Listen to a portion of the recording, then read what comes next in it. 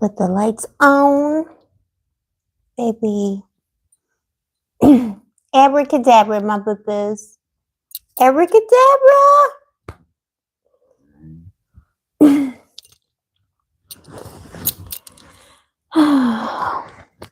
Here we are. Okay, let me put the alien in a comfortable spot. Yeah, hello everybody. Can you hear it? You can't hear it, but there's fireworks happening already, and I know the lighting's not ideal. Let me put on the ring light. So gather round, everybody. I got so much juicy new age gossip, baby. All right, just give me a second.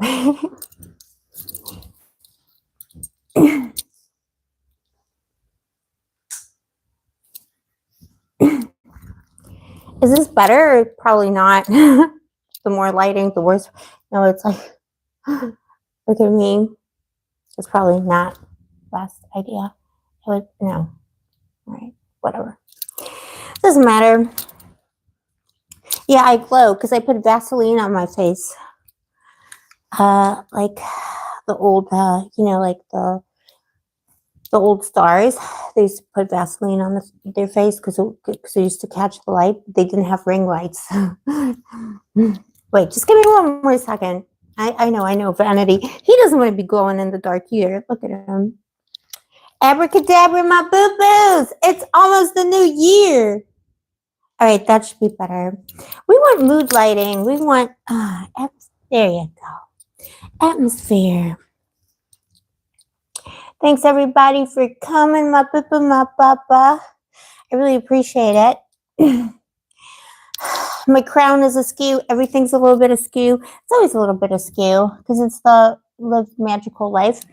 But I got my good dress on. Look, I got a Morticia dress just for you guys. See? I love it. It's a little bit tight. I never wear dresses like that, but like now I'm thinking I got to wear it. And I'll tell you, remind me to tell you, and I'm also losing my voice, but remind me to tell you the story about the dress.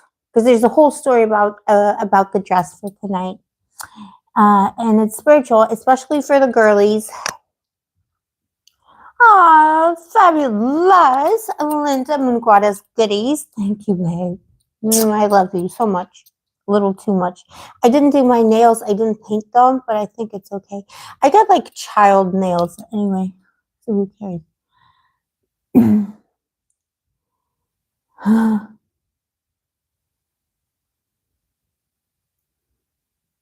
Rebecca. Hi, Rebecca. Yeah. Fake New Year. Exactly. But it's okay because we're celebrating. Alex, you're here. Alien right back at you. Everybody say hi to Alex and say hi to Linda and Rebecca. These are the OGs, but girl, like when it comes to the aliens, Alex, like we know what's up. And thanks for coming, Alex, because I know you're busy, babe. We're just gonna vibe. I know I'm a little bit too. I need like a second. Actually, I got a second device. What's wrong with me? That's the beach phone that did that. It's still functioning. It's kind of like me. Like how's this? All right. Let me look at the comments on my other phone because you guys are too far away. My boobies are too far away. But yeah, I'm like, thank you everybody for coming. Thank you for being so scrumptious. What's everyone up to?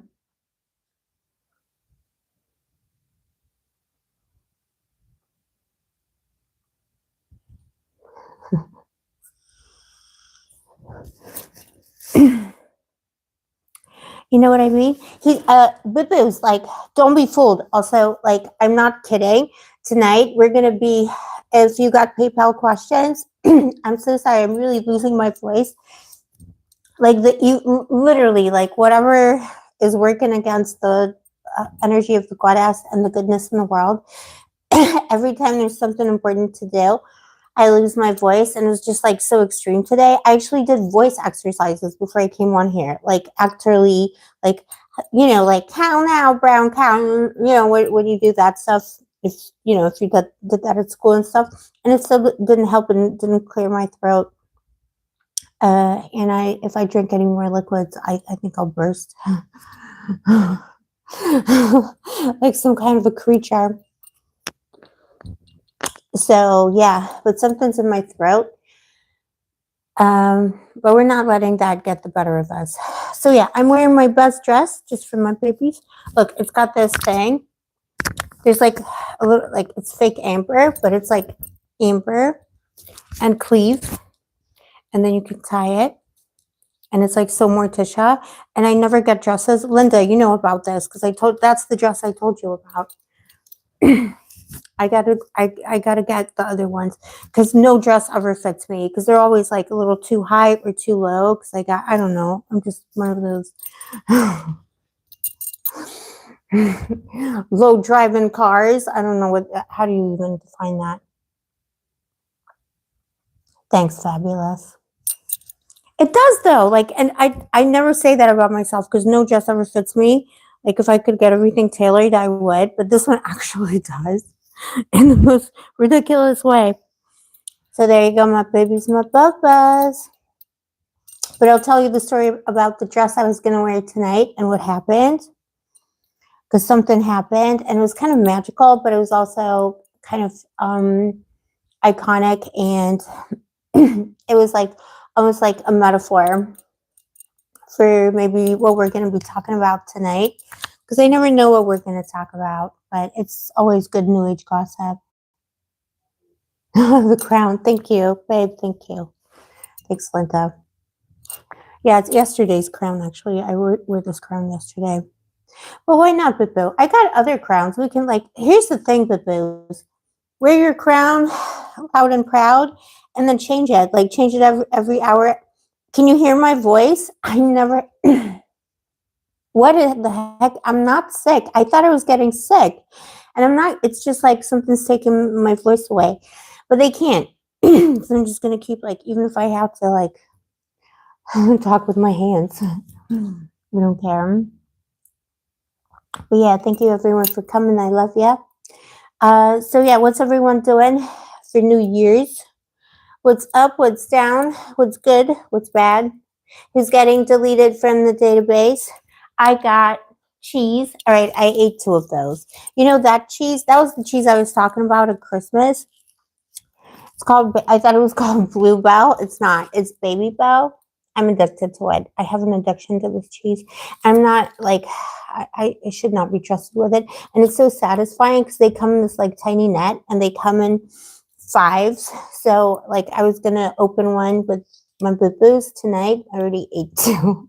Because you open it and then like you open it and it's like, I'll show you later. You probably know this cheese. Everybody knows it's like a viral cheese, but I'm just addicted completely.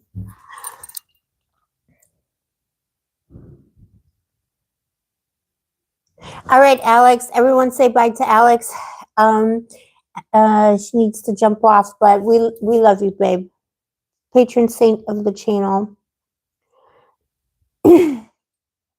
And yeah, I do apologize about my voice today, but I'm mic'd up. So look, we're professional. Yeah. So let me tell you how this night started, okay, babies? How many girls, how many boys, how many, anybody in between? And let me tell you something about bad energy. Let me tell you something about people and the lived experience of magic.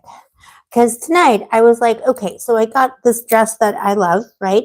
I was like, okay, well, maybe I won't take out this dress because I'm not actually going out.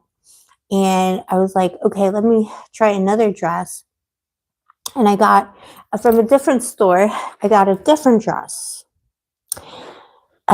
This is from the mall. But I got a different dress because I don't have any dresses. And I was like, I need to get a different dress. And I got a different dress from a local store, from a woman. I go by that store every single day to go to the beach, do my beach magic. She's like, hi, I'm hi, you know, hi Barbie, all of that shit. Oops, I'm sorry. I'm sorry, YouTube. And guess what? So when I needed some dresses, I went there and I looked at the dresses, and that was like, I know I've been like, whatever, it's like a state of mourning, so I can't put everything on this woman, but I know she put like evil eye on this stuff. And I went and I bought a whole bunch of stuff from her because I wanted to, because I want to support the local businesses. The dresses weren't exactly what I want, and it wasn't the cut that I was looking for. Because I like, what I like, Boo-Boos? I like that medieval cut, that Renaissance fair cut of like, just like that, the cleave, even if I got nothing to show, the cleave, the cut, and then like something a little bit wider, which is hard to find. She didn't have that, but she had a bunch of other stuff, which I bought. And because I'll show you later. I'll show you the poison dress. And then the second I paid for the clothes, I felt lightheaded and like the room started spinning, but something told me not to tell her. I don't know why, because like normally just like ask for like a glass of water or something. Something told me not to tell this woman, like, don't tell her you're not okay, just pay and leave. And I did. And I went to like a local corner store, and I got some orange juice, and I slithered home, right? And then I like went through a week of like feeling terrible. And I know, listen, because mommy got health issues, autoimmune issues. My dad died. Like, I get that I'm like in shock and all of this, but like it was just like the energy was like swirling. And I knew that woman had bad intentions. And then when I got home and I finally look at the receipt, she overcharged me, but like by like 50 euros or something. Like, she crazy overcharged me. She swindled me basically, because she thought she saw me coming or whatever. She thought it was a dumb boo. And I know, like, I feel the clothes that I bought from her, even though they're nice enough, I don't think I'm going to wear them, because I was going to wear the dress I got from her that day tonight. I actually put it on, and then something in me was just like, and you know what? Like, the stuff that my normal health issues that I have, because I get a lot of pain or boo-boos, I don't even want to get into it, but the stuff that usually ails me started like boom, boom. It's like I just started feeling pain. I was like, oh, that is a poison dress. That dress has bad intentions on it. And then a part of me was thinking, no, I'm just going to like power through. And then I was like, no, F that. Like, it's just a dress. If that, take the dress, devil. I know, like, I hope it doesn't sound too unhinged, but this does happen with people. That woman poisoned my dress. And of course, and then I thought, like, is that dress worth you getting a psoriasis attack? While like, it was literally, I could feel it. I was like, I'm going to start itching, or something's going to happen where like literally my hair or something else falls out of my body again. And I don't want to do that in the live. And I was just like, no, I'm going to take off the poison dress. And I put on the nice dress for you. But I could feel it. And the thing is, like, it's fine, because all of that stuff will go back to this woman. I don't know what I did to her other than support her small business, but obviously it was,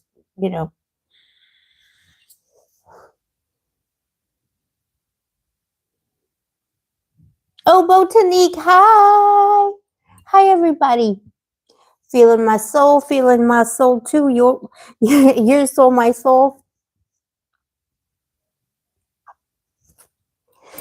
So yeah, and so let me so like in Middle Ages, Renaissance imagery, there is such a thing as poison, the idea of a poison dress. And that's what I like, the spirits, because the spirits know I love mythology and history, so they speak to me in that way. And I just kept hearing, as soon as I put on that dress, I was like, poison dress, and it's not worth it. Because yeah, we could do like magic against it now, and like ward it off and fight with this woman from the freaking store who has no life, and probably, a smelly husband that she's unhappy. I'm sorry to say it like that, but it's probably true, because that's the culture that we're in on this island. I mean, I'm just like statistically speaking, that's probably true. And I bet her husband at some point probably hit on me in the street because he thought she wasn't looking or something. 'Cause, again, like, no offense to my Greek babies or Cypriot babies, but that's just my lived experience, unfortunately. Um,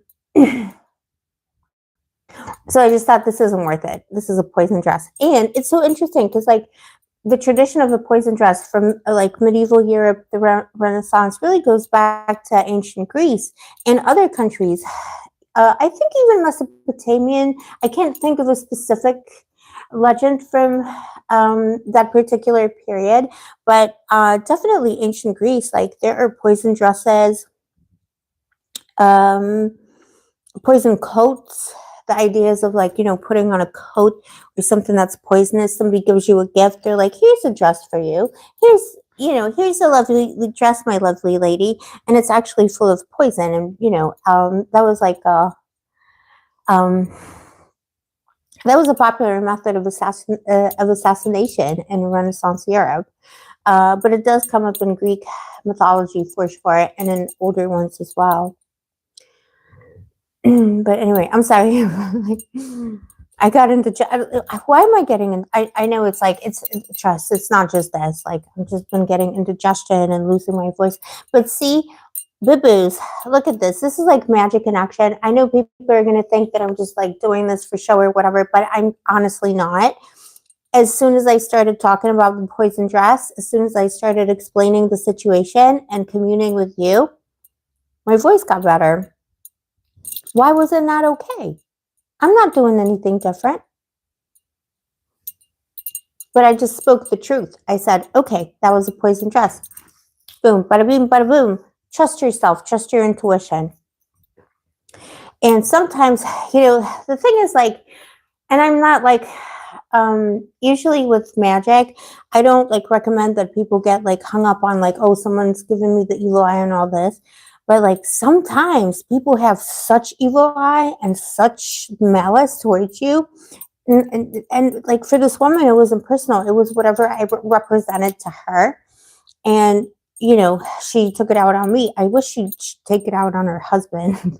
Theoretical. I'm sorry, because I'm sorry, my boys. I don't mean it, but you know what I mean. On her theoretical husband, who's probably oppressing her and gave her children she didn't want. I'm just saying. Anyway, so I took off the poison dress. I think, and that's what she wanted. She doesn't want me to wear it. But it's okay. And I was just thinking today, that dress it's not really for me. We're going to buy more of these dresses from the nice lady, the other nice lady. And that's it.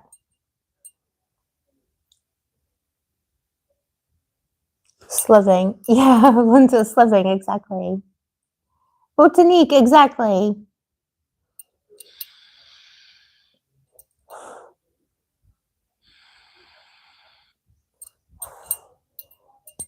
Feeling my soul. Yeah, exactly. Energy does get into stuff. That's why, like, it gets into objects and things like that. But I wouldn't like worry about it too much, because people don't have the power to influence you, even people with bad intentions. Okay, that woman put something in it.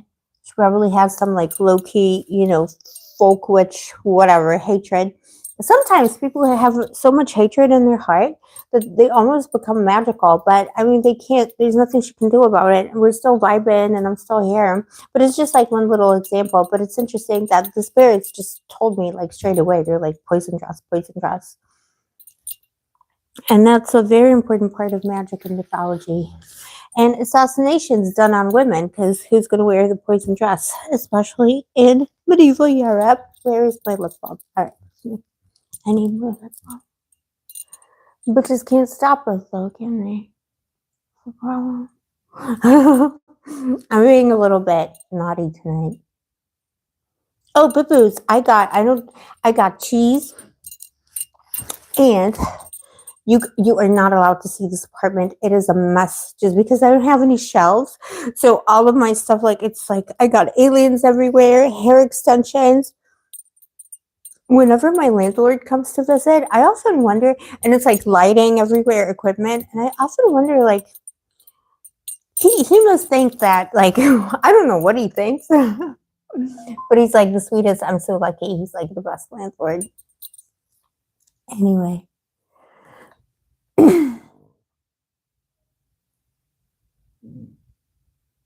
Oh my gosh, girl, I kid you not. I just saw a notification. The landlord just said, Happy New Year. I don't know what they think I do. You know, like, I mean, imagine, like, what could be my job? What is this life? But it is what it is. I love you, my babies. All right, so let's get back into it. We gotta say Happy New Year. Because, like, you know, like, it's so hard to find a good landlord. I'm very lucky here, you know, like, I never change. Even if I could get like a better place for a better price, I don't think I'd change, because, like, I just trust the people here who run this place. They're very honest, and, like, a lot of people, just like the woman at the store, you know, like, they see me as a foreigner or like someone who's dumb. And, like, it's so hard for me to get anything done, because people just assume that they can, you know, swindle or get more money out of me or whatever, which I don't have, by the way. So it's kind of like a moot point.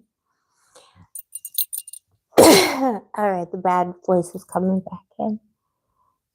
It's all right.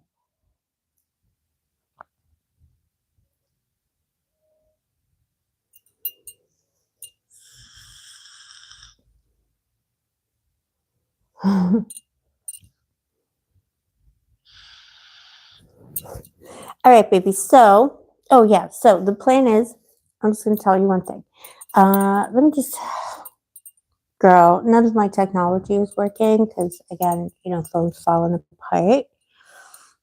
But I'm actually gonna celebrate the New Year with you, and we're gonna do some wishes and manifestations and magic. If you're open to that, tonight with me, and we're gonna watch the fireworks from my balcony. But you're not allowed to see the rest of the apartment. It's embarrassing. Okay, I'm gonna be like, don't look. You know, it's gonna be like one of those situations where you get blindfolded and I just transport you to the balcony and then back to my bed. Because otherwise, it's just like it doesn't work. I mean, it might work, but then, you know. Hold on a second. Let me just access the. Maybe I can't. Gosh darn it, Bill. I swear, like, I don't even. Why? I mean, I know my good spirits, the spirits I work with, play with technology, but, you know, like, at some point, it's just like, it's the bad spirits, you know? I don't want to accuse them of anything, but it'd be true. It's true. And I love you, my babies. If you got PayPal questions, all the information is in the description box of the live. I can only accept PayPal because I'm, you know, in Cyprus, so I can only accept PayPal with this. But if you got PayPal questions, all the info is in the description box of the live. But you don't gotta have any questions. We can just vibe. We can do whatever we want, actually. That's the great thing about the magic. Okay, let me see if I can access this way. Have you ever gotten a poison dress or like a poison gift? Because I bet that happens more often than people think. Oh, yeah. You know, it's like cursed doll syndrome, you know. But yeah, always be careful what you buy at the flea market, antiques. There's always energy in that. And the same thing for gemstones. Did you hear that? The fireworks are starting. It's going to be, all right, so Cyprus time in an hour and a half, it's officially going to be the new year. So you're going to be celebrating the new year with me, literally. But yeah, be careful what you buy at the flea market, where like gemstones, for example. I know they're beautiful, and I love an antique ring or an antique necklace, and everybody's different. So whatever you know, if you get good vibes from it, great. But any gemstone you ever buy anywhere, even if it's new, you got to cleanse it. Because gemstones especially carry energy, and things like, old furniture, antiques, even teacups, they carry stories. And that doesn't mean that they're like creepy or scary, but they're going to carry stories, and often they can have heavy energy. And sometimes they are creepy. Maybe, some creepy old guy from Victorian England who molested his housemaid. I don't know. All right. Okay. Veering off the topic.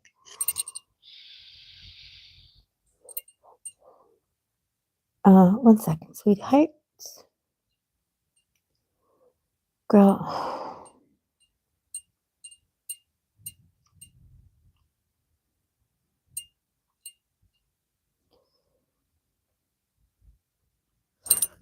Yeah, tell me about you, Papa. What are you up to?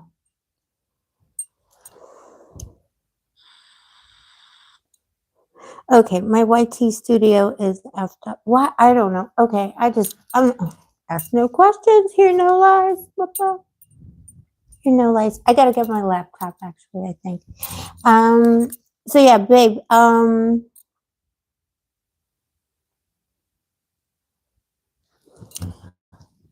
we got a question from Fabulous. I kind of look a little bit ghostly. I think we're a little bit overexposed. You bought a bunch of grapes this morning, and you planned on eating 12 of them underneath the table. But then you heard you shouldn't do that. Where do you recommend the grapes of wrath? The grapes of wrath, babe. Consume the grapes of wrath wherever it is necessary, wherever it feels correct.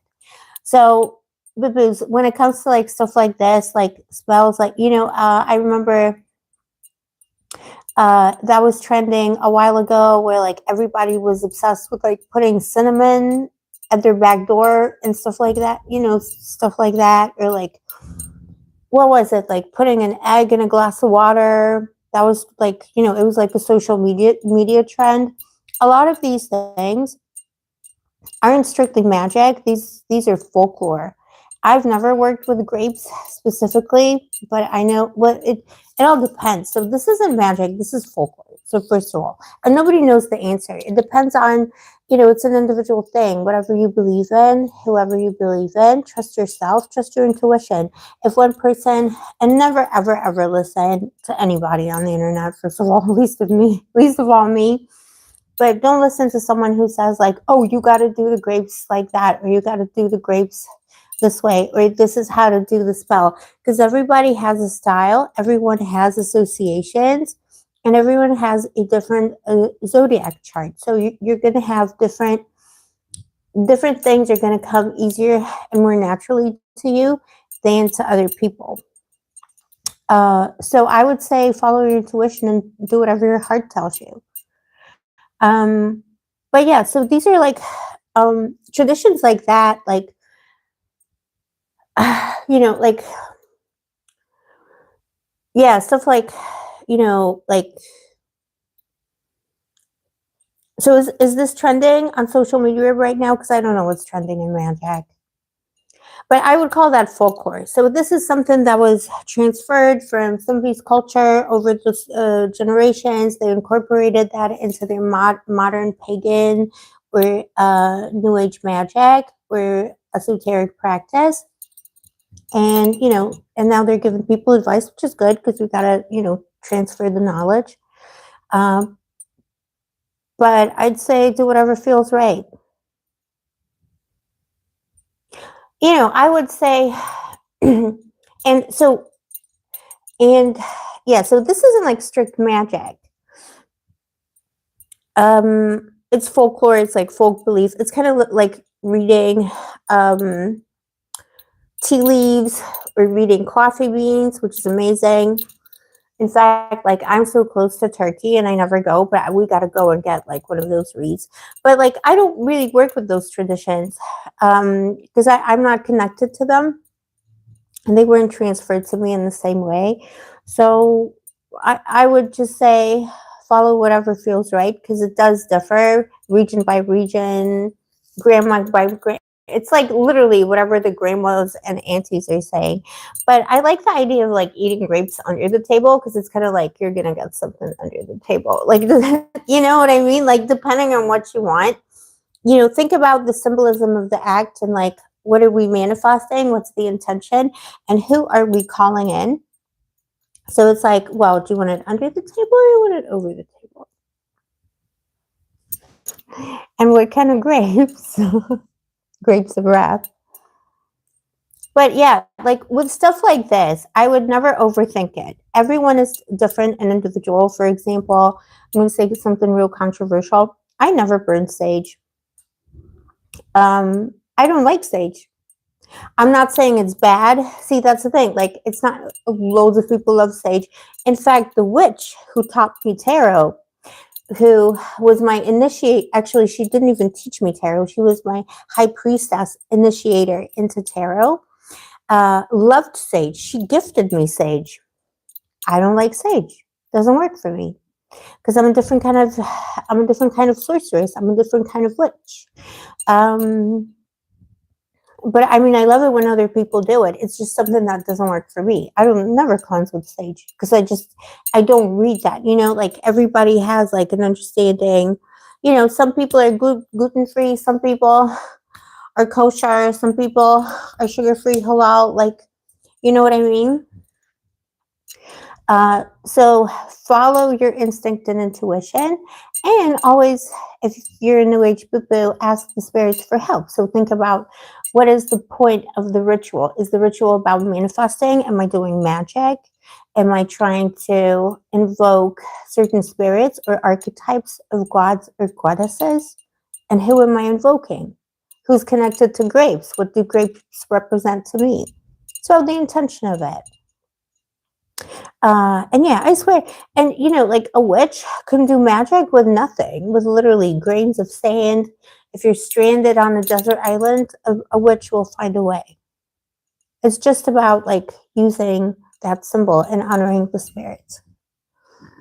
It smells really nice. Yeah, Palo Santo. Exactly. Fabulous. Fabulous. Real fabulous. Yeah, Palo Santo. Again, I hardly ever, I don't really use it. I mean, I used, you know, when I lived in Argentina, everyone was surprised that I don't use a lot of Palo Santo. I really don't. Again, not to, and I had some ethical sources for it, so it wasn't like, you know, there's like a lack of Palo Santo there. It was just like I just don't connect to that. It's not. I love it when other people do it. I enjoy it. It's just not part of my practice. Because I'm that kind of witch. I'm Scorpio. I'm a sea witch. I, you know, discovered over the years that a lot of the magic and the stuff that I carry, the memories, the practices I carry, come from the sea, or the spirits of the sea, and that kind of history. So I just cleanse with salt, because, you know, that's it. Just because it works for me and it feels good. But you can literally cleanse with anything. Ex-boyfriend's blood.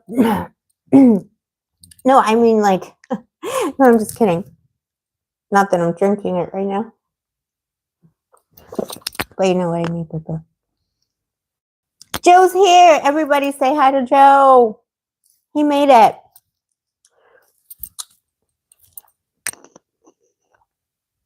Into the inner circle. Yeah, Joe is a special boo-boos.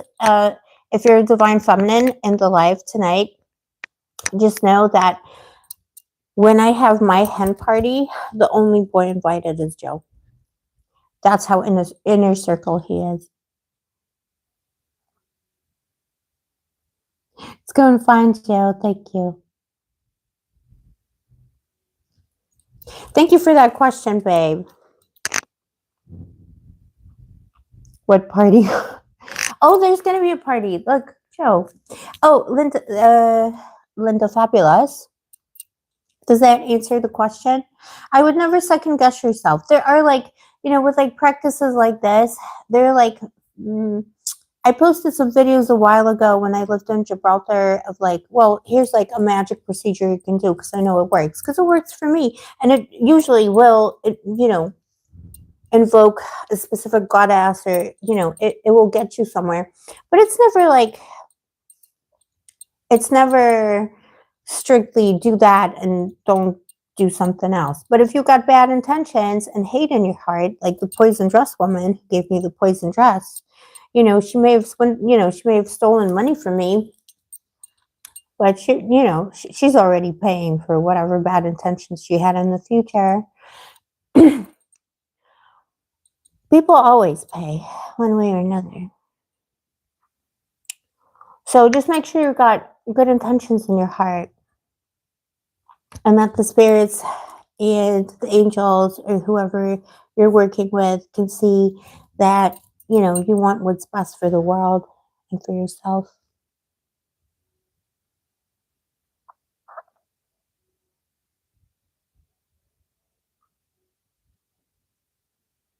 Oh, yes, fabulous. Yeah, the mirror spell. I love that spell. And yeah, we can do a live one day when we all do it together if you want. Yeah, but it's like, and I did a video on that, and it's like I have specific instructions on how to do it to help you connect with it. But if you want to, if anybody ever wants to change something, or they feel like they can substitute, you don't need that. That's the thing. You don't need specialist things where, people are like, you need this herb, and, you need to find the toad from the top mountains of Babylon, and then you must. It's not that hard. And yeah, there's a Medusa spell I have with a mirror, and it's like it's for the girlies. It's very simple, and you can substitute stuff all the time with it, even if you don't have, because that spell involves candles and a mirror, like a small mirror. But it doesn't have to, like whatever works for you, whatever you got. If you have the need and you have that love in your heart and you have respect for the deity, or if you got respect for the archetype or the god, goddess, whatever you want to call it that you're working with, they will answer. When the need is there, they always answer.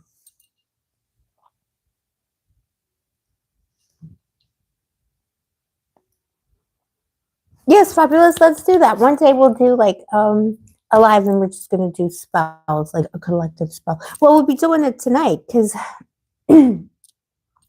when we get to midnight, I'm going to show you Boo-Boo's the stars. It was raining all day, soaking wet outside. No pun intended. Okay, whatever. I'm going to show you the stars because you can actually see the stars now, and we're going to open. Look what we're going to open, because your mommy's not cheap, all right? I ain't cheap. Where is it? Where the heck is it? Oh my God, it's so wet. Look what I got. We're going to open that, and we're going to toast the new year, and we're actually going to do wishes. So you boo-boos, make a wish, because I know everybody's in a different time zone, but while we're live, we're actually going to experience the new year turning in my time zone, and that matters for magic. So you think of wishes you got for tonight. You think of what you want the most this year and ask for that, and we're going to toast it, and we're going to give a little bit of this to the spirits. And see, that's simple magic. Like for example, whenever I do anything, celebrate something, or even eat dinner, I always put a little bit aside on my plate for the spirits, for my goddess that I work with a lot. But there are many different faces of the goddess. I I put food aside for my spirits, the egregores I work with, which is like a different kind of magic, but I use different types of magic. But yeah, I always put something aside for my spirits. Then I usually eat it, or I put it in the trash, because we're modern witches. I can't just like go outside every single day and leave food out, because the perverts, first of all, the perverts will find me. This is not a safe place to be like traipsing through at night. And second of all, it's not, it's not legal to do that. So, modern witchcraft has to be about adaptation, and the spirits understand that. And also, it all depends. Here's the thing, babe. It all depends what goddess or god you're working with. Because my goddess is Hecate, well, she's like my main mother, the goddess of the witches. But one of her famous epithets is Hecate Borboraforba, and Borboraforba is literally, it means, well, in a loose translation from Greek, it means filth eater. So she's there where the trash is, where, the lost and forgotten things are, the stuff you want to get out of yourself, the stuff that you're carrying, the stuff that you don't want to carry. Barbara Forba eats it up, and she eats it up, and the symbolism and the magic is energy. So if I can't, like if I have like an offering or some food and I don't finish it, or I can't finish it, I put it straight in the trash, because my goddess understands that. But I do that with that intention. And you might be working with different gods and goddesses who aren't about that. So don't do that. Like, magic is very fluid, as long as you have respect for the presence that you're working with, and you honor them.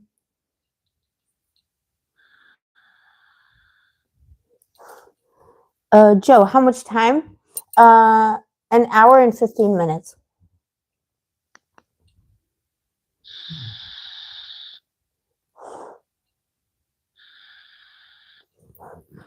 Wait, I got my sugar-free candies as well, baby. But yeah, so that's on magic. And there's a difference between magic, manifesting, folklore, superstition. I don't know. You tell me, Bippos, in the chat. But I see so much crap out there. But I guess everybody says that, right? But there's just so much crazy, irrelevant crap out there about, like, yeah, people like obsessing about, like, oh, should I... Okay, I shouldn't speak, because it's kind of like I always get canceled one way or another by everybody, the left, the right, the up and the down. But it's like, it doesn't matter where you put the cinnamon. Do you like cinnamon? How does that make you feel? And which god or goddess or deity, or which presence, which angel are you working with? And that's the most important thing. And if you don't have cinnamon, imagine cinnamon. This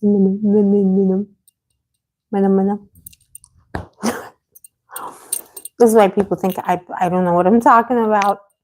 Anyways, Bill, but I'm just so grateful for you, and I'm so grateful that you're here with me and with my alien, and everything's so gorgeous.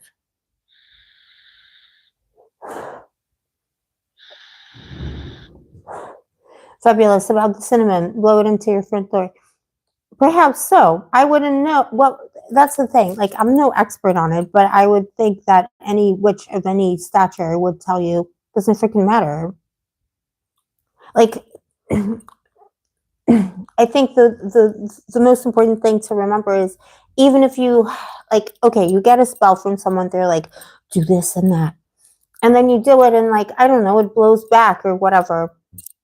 It doesn't matter. It's about the intention. Do we all think that the spirits and the gods and the goddesses that we work with are so dumb and inept? Even, like, because everybody's welcome here. Or, Jesus, or even demons. Like, you think they're so dumb? Like, it's a symbol. Although spirits do like sweet things, so, but again, it's your own specific contract with whatever spirits, with whatever power you're working with, and that's the only thing that applies. It's kind of like tarot. Every tarot reader sees different things, interprets things a different way. I'm like a classical reader in the sense of, like, I never used to call myself intuitive. but I really am actually. I'm an intuitive reader, but I know the history very well. I've been to the places where they, where the cards were conceived. I've been in the rooms where the people who came up with the modern tarot sat and read, and I've been mentored. And some of you, because you might not remember, but Starra McCarthy, a good friend of mine, she comes from that community in London. So I understand the meanings and the structure of the tarot and the history of it very well. But I still do my own thing because, you know, every card, every symbol is going to mean something else and evoke something else in all of us. Trust yourself, trust your heart.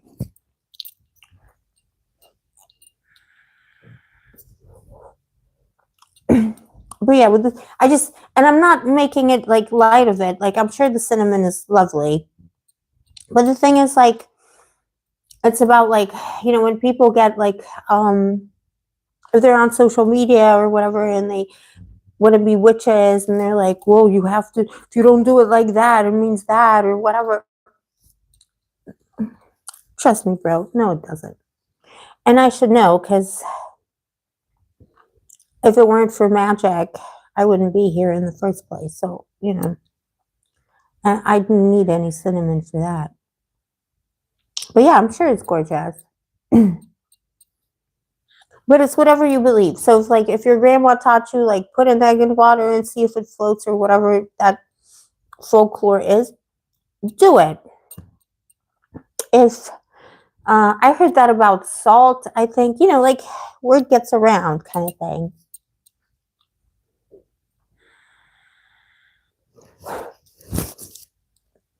But the most important thing is the intention and your pure heart.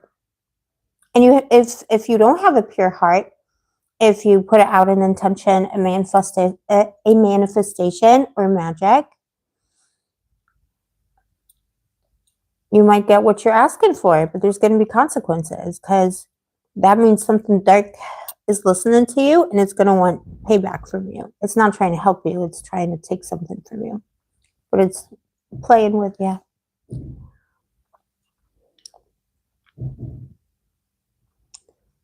Fabulous. You like to put it on your coffee.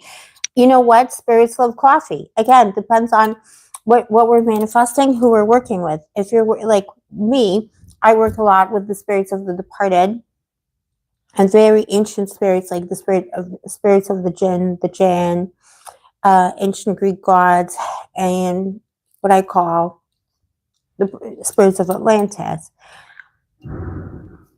I didn't choose that. They chose me. They just, they need that. And one thing, and that's what every necromancer, everybody who works with the spirits of the departed or the spirits of old Greek, anything connected to necromancy, or the spirits of the spirits that roam the earth or graveyards, will tell you, like, they love the cinnamon, they love vanilla, they love the sweet smells, they love sweets. There's something there about, like, sweets, honey, vanilla, coffee. They love coffee. They love all of that stuff. And they appreciate it, and they're grateful for it because they're being recognized. But it depends on what you're working with. But actually, all spirits, pretty much, are something about sweets for the sweet. And I think the reason why that works, like sweetness, like sweet smells, or like the heavy smell of incense and stuff like that, but it has to be like heavy and like sweet, overpowering. I think spirits respond to that because a lot of these spirits probably remember a time in ancient traditions where that's what was available, and that was, like, it was like a treat to have, like, imagine in ancient Greece or ancient Persia, like, to have like anything sweet made with honey, a sweet meat, that was like a treat. So to give the spirits a treat like that was to honor them. I'm just guessing. I don't know. Maybe they just, like, got a sweet tooth, just like me. I don't know.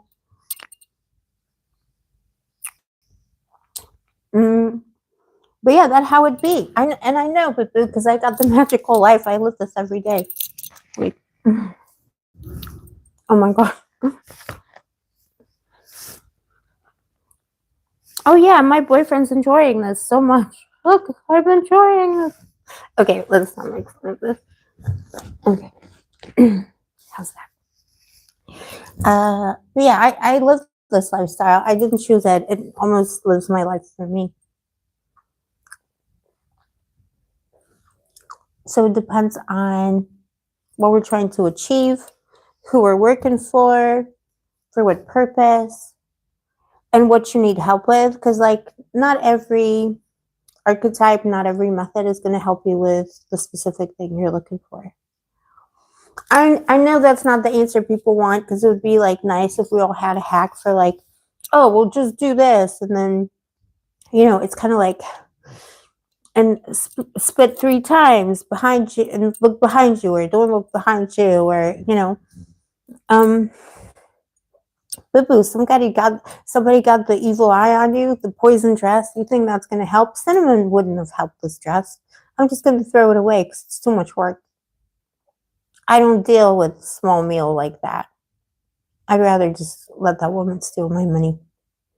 It'll come back to me.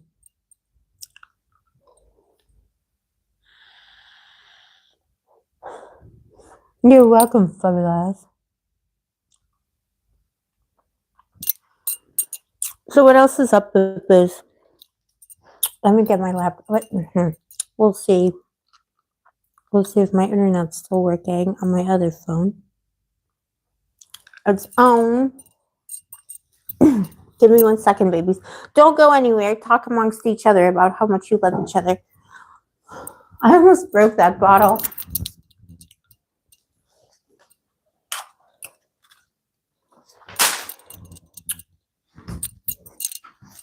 Here I am. I feel like such a mystery. Okay. We're not. I try and be elegant, but it just doesn't look. Face down. Face dive. I try and be like elegant and mysterious, but it doesn't happen, does that? Oh, Mrs. Benz, thank you for the $10. I appreciate it so much. Thank you, my baby. That is so sweet. That is so sweet. Okay, let me put my laptop here. See if I can.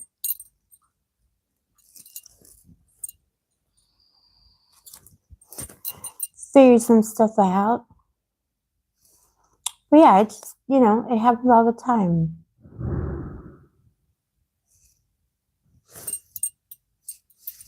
We've been making noise. It's not even that busy tonight. It's usually like crazy. Like, they love fireworks in Cyprus. There's always fireworks for no reason on a random Monday. You're just like walking down through, like somebody's doing fireworks. But I don't know, something. Even a friend of mine, she told me, you know what, like, just nothing's going on this new year. And that seems to be the case, because I'm in the center of town. It's always so loud and so crazy. And it's like 10:57 at night on New Year's Eve, and they're not doing anything.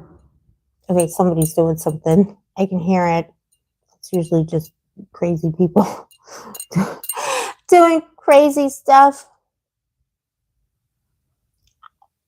Joe Torres, how much have I had so far? Of what? The champagne? Nothing, but we got to open. Okay, we can't break the windows or anything. We're going to do it outside, because I want to get that effect. Or what? The cheese?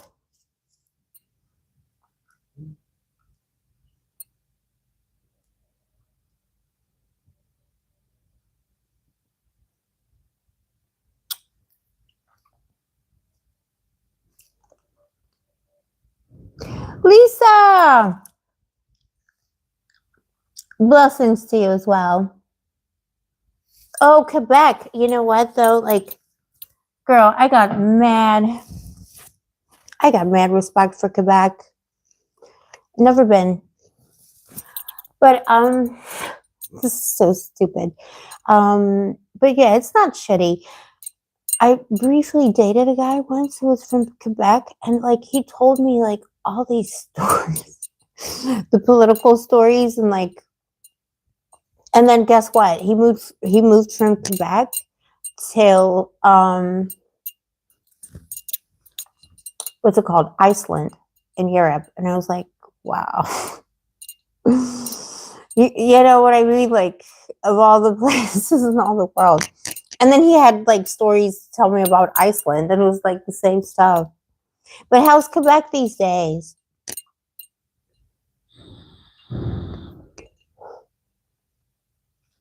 Joe, are you partaking yet? No, we gotta partake. We have to partake together. Are you? Who's partaking? So, what's everyone doing? What time zone are you in? I know it's probably afternoon for most people, so you're not celebrating. But we'll be celebrating magically. No, I should partake. But we have to open it on at the turning of the year, and then we'll make wishes. I even got a glass somewhere. I don't know. Like a flute. I got a douche flute. Let me show you. Babe, I got... Look. We got a douche flute. It's a good flute. That girl is the only douche flute you got to be keeping in your house. I had 2 of those when I first moved in, and I broke all of them. Then I bought 2 more, and then I broke all of them. Well, I didn't break them, actually. A douche flute broke them. All right, anyway. I shouldn't be allowed plates, glasses, anything breakable.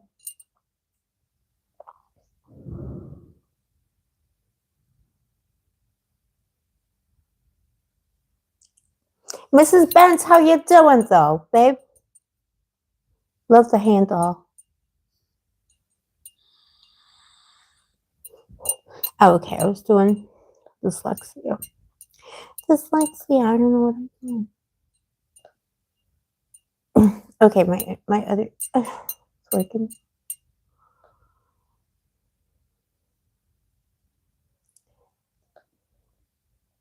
You know, I'm going to sue like every single internet company in Cyprus for emotional damages.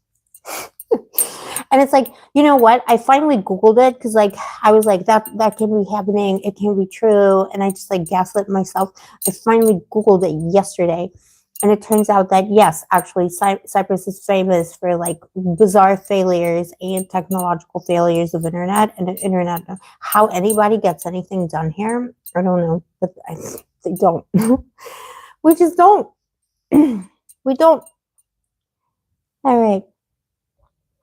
And what you add to that is, and this is like a real thing, you know, like the technological electrical interferences that I get a lot in my house. I like it is spirits, but it's also like it's legit because that happened in Gibraltar as well. I had all kinds of like technical failures, interferences. It wasn't as bad as here because like here it's not just like the technical stuff in the spirits, it's also like the incompetence of the powers of the be.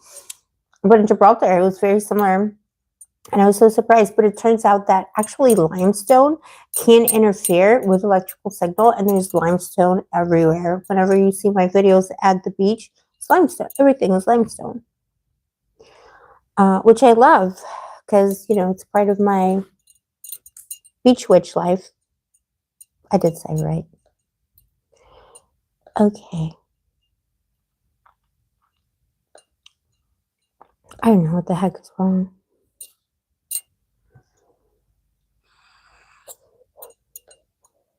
Would it be? And it's not even that cold. I thought it would be colder. Mrs. Bance, happy to celebrate with you. Thank you. I love that handle. Rebecca Hill, teetotal. Yeah, I know, babe, but we're doing it symbolically. I got sparkling water too if you want some.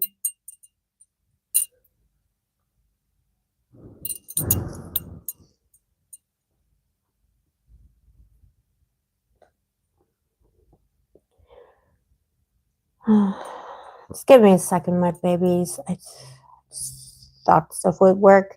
I don't know why I'm delusional. I thought. Okay, that's the fireworks starting.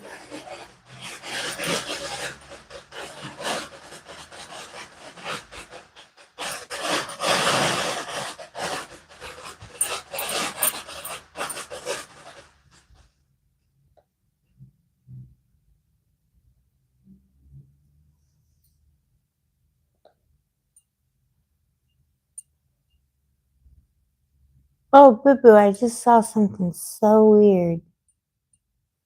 I'm not going to say what it is because it's like.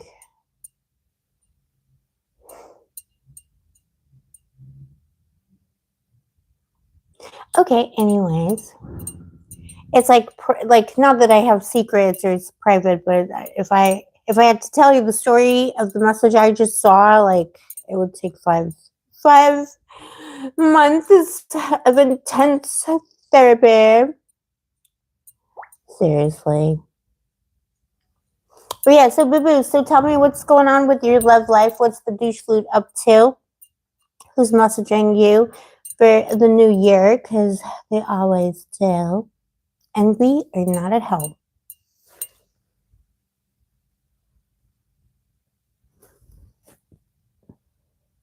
All right, my baby, my papa. No, we got it.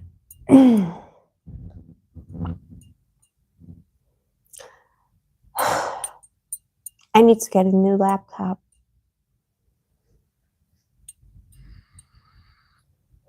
But I kind of don't want to. Like, this is like a beach laptop, like little mini from, the dinosaur era. But then I don't want to do it because I'm thinking if I do that and the internet still doesn't work, then what's the point? That's like a museum piece. I don't know. I'm getting jaded with this technological stuff. No, we don't want to do that.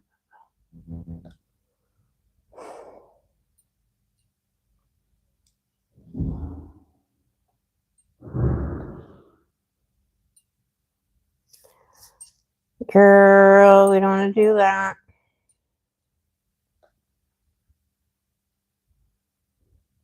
Why?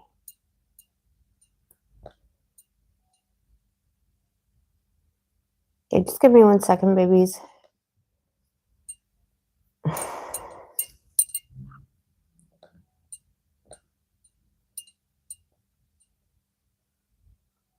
Okay, nothing makes sense.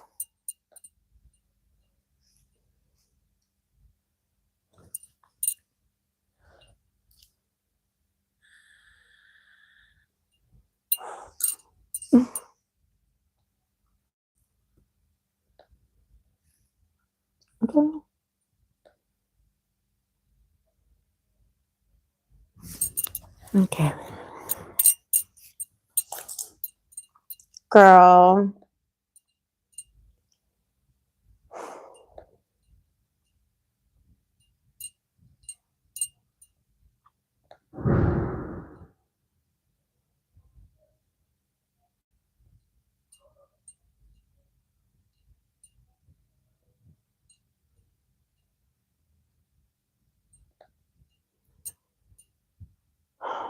Just give me 1 second because I'm locked out of everything. We remember 0 passwords whatsoever. I don't want to be locked out for life.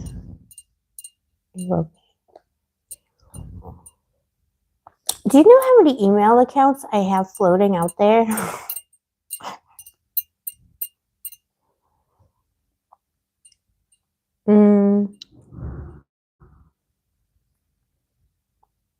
The problem is when you're you're like internationally moving around, like by the time you've moved like 5-10 years later, your phone number changes and then you forget the password and that's it.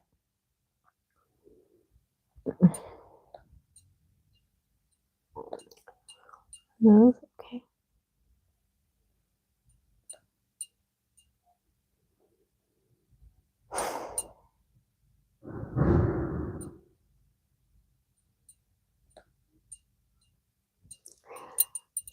know what my phone number is.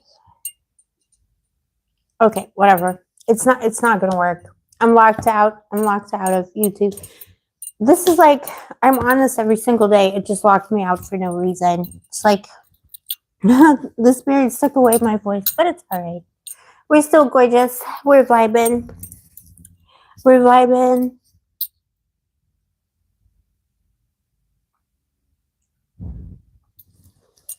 Yeah, I'm just gonna get uncomfortably close to you. So yeah, so what else is up? So in the magic, yeah. So what was I talking about? So yeah, in the magic, I would say just be careful who you listen to and follow your intuition, and think about what kind of magical tradition you're interested in or want to belong to, and just follow that.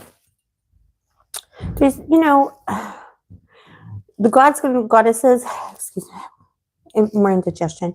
The gods and goddesses, they're not, hostile. They're not trying to trip you up.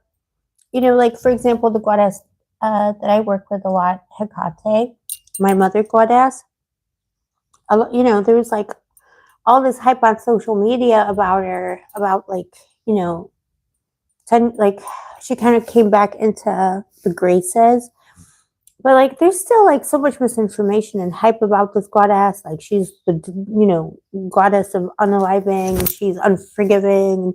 You better know who you're dealing with. She's not. She's the old goddess, and yeah, she does represent necromancers because she represents magic and she represents the threshold. She's the old mother, the cave mother, and that means she's also the midwife. One of her epithets is Hecate, who takes care of children. So it's children who are abandoned, children who are in need, children who are being born. So she's the midwife, and she's also, symbolically in the ancient mythology. She's the one who brings us to the other world. But yeah, but that doesn't make her scary at all. It makes her our friend. Oh, Greg Curry! Happy New Year, babe! Boo boo! Say hi to Greg. So yeah, don't listen to the hype and don't listen to people who don't know, Okay, and I don't want to say that because it's like, maybe that's how they interpret it. But anybody who tries to basically don't listen to people who try and gatekeep magic and say, oh, don't do that. Don't do this. Yeah, obviously don't like provoke bad spirits. Don't go around saying, ha, ha, ha, ha. Look at you, stupid spirit. Yeah, you're asking for trouble. Don't go around working with demons you don't understand. Force 1111. 1111. Yeah, don't be doing that because like that's dumb. But if you feel a need or a calling to work with a goddess or a god or a spirit or archetype or angel, archangel, and you're doubting whether you're worthy or that goddess will accept you, usually like they accept it. They want to be remembered. And, it's probably more terrifying. I'll tell you what's more terrifying. Archangels are more terrifying to work with because archangels, they're fighters, they're warriors.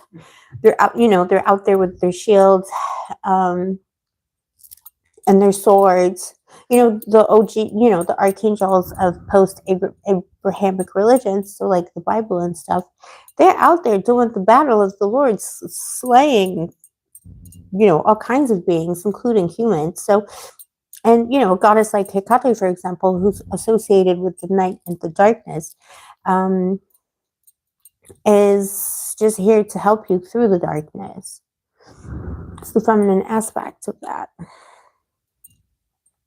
But it gets lost in translation, it gets lost in history. So follow your intuition on different gods and goddesses. Don't let somebody give you that poison dress. See? We're going back to the OG thing. Don't let somebody give you the poison dress.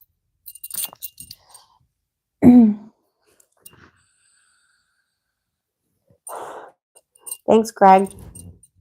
Yeah. It's like this superstitious thinking about gods and goddesses. if I thought like that, I would, I'd be terrified to. And I got to tell you, boo-boos, in all my magical practice, I never worked with anything darker. I always put a boundary on that. I only work with spirits sanctioned by the goddess Hecate. Friendly spirit, well, friendly to me. I never invite things, but I've had situations where people put things on me, like even though I'm not Christian, they were working with like post-Abrahamic Christian or Muslim imagery, and they were putting literal curses on me. And even those devils would let me know in my dreams, like. I just snorted a little bit. Like, magic is nothing you as long as you know what you're doing and you're respectful of the spirits. That's all it takes, baby. All right, boo-boos, you want to do some cards? Let's do some cards. Oh my gosh. Pins and needles. Give me 1 second, baby.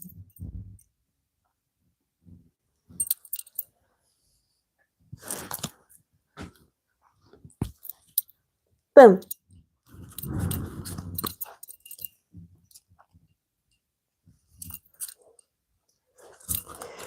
Okay, so who should we do?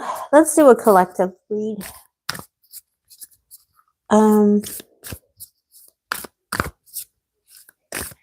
But yeah, trust. And actually, speaking, well, I don't even want to speak about it, but maybe I should. But it's true. Speaking of curses, I've been under curses my entire life. And I never used to believe, did not believe them, but in the sense of like, well, good luck. I can hear the fireworks. Confirmation. You can't hear it, babe, but I can hear it. It just went, whoo!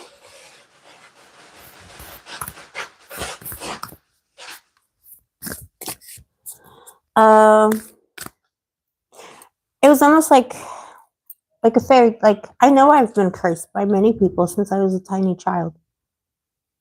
I mean, they tried. It didn't touch me in the way that they wanted it to. Probably did in other ways. But yeah, and I wouldn't worry about that. If somebody told you that they cursed you, or if somebody gave you the evil eye and they told you about it, they're just trying to fuck with your, excuse me, they're trying to F with your mind. They don't have that kind of power.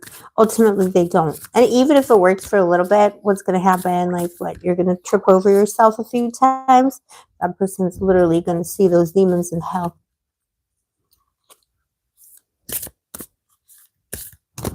Oh, you can hear it, Joe? Good. And yeah, one of the first people that ever cursed me was a parent. But they meant it, by the power of God and all the angels and demons. So, trust boo-boo. I've been through the wars. I didn't sign up. Overcoming obstacles. So that's for the collective. This is 2026. Get that sword. Get that bag. Excalibur. This is Excalibur. Take it. It's for the taking. Overcoming obstacles. I'm telling you, boo-boos, 2026 is going to be golden. It's going to be beautiful. It's going to be amazing.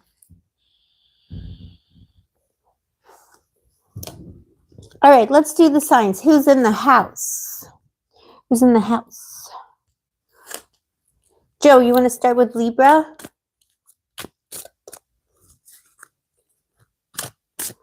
Oh, Greg, your cat just ran into the top. Oh, but your cat's going to be scared because everybody's going to be scared tonight. I'm like a cat. I don't like these loud noises. I don't like fireworks.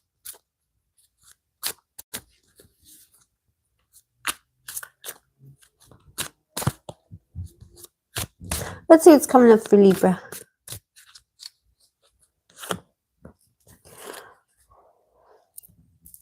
Ace of Wands, boo-boo. So new adventures, spicy times.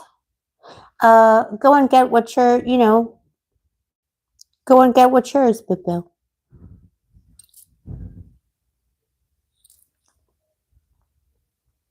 Go and get what you deserve. But in love, it's like, I don't know.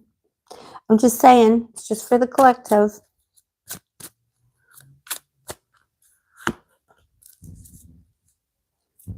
And the world is your oyster.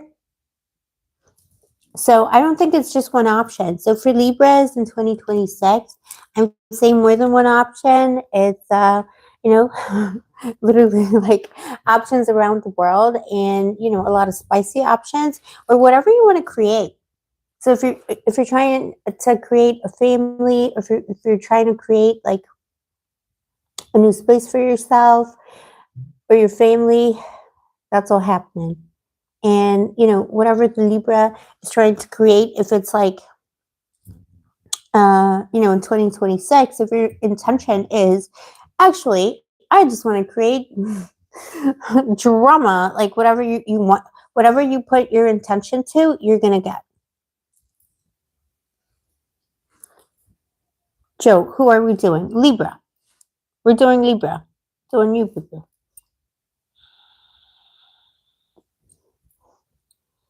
The world is your oyster.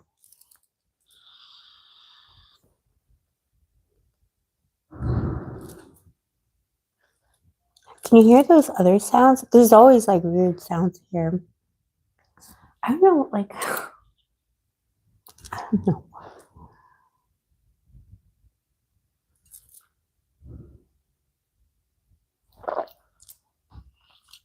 This is for everything, babe. For Libra, new love, family life, that intention in the third eye. Ace of Wands, go. Go, go, go, go, go.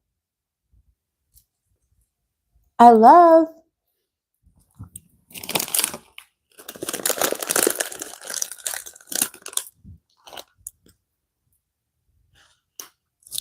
Okay. Let's do Gemini. A bit of Gemini magic in 2026.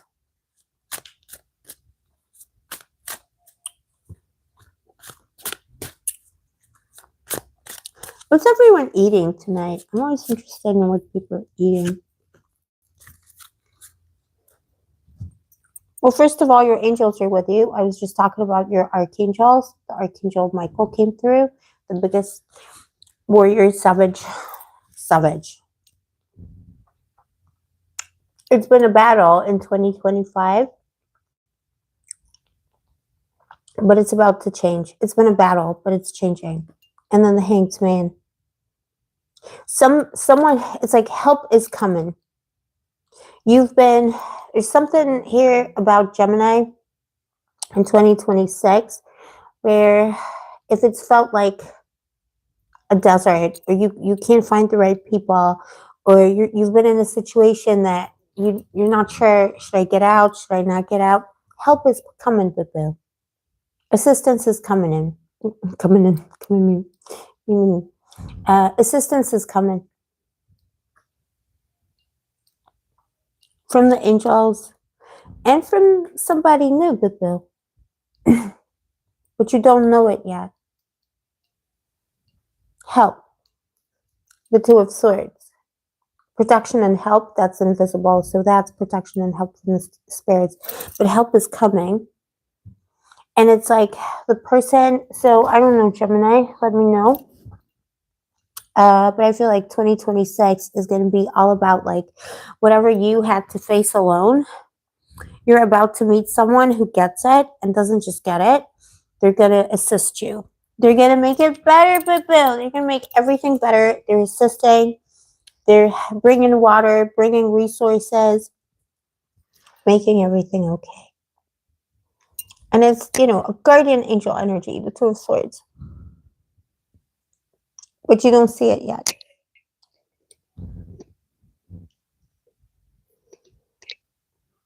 Mrs. Bent, you are the meal. Yeah. Oh, you're a Scorpio, Mrs. Blunt?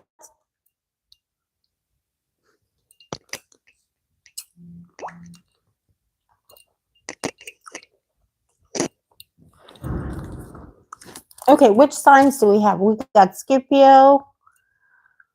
We got, who else we got?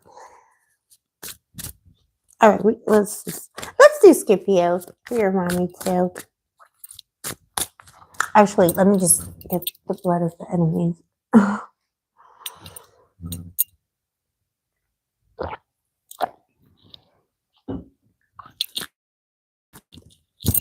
All right, my business.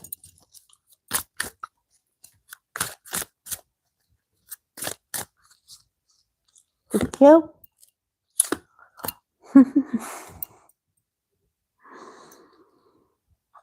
Baby wife.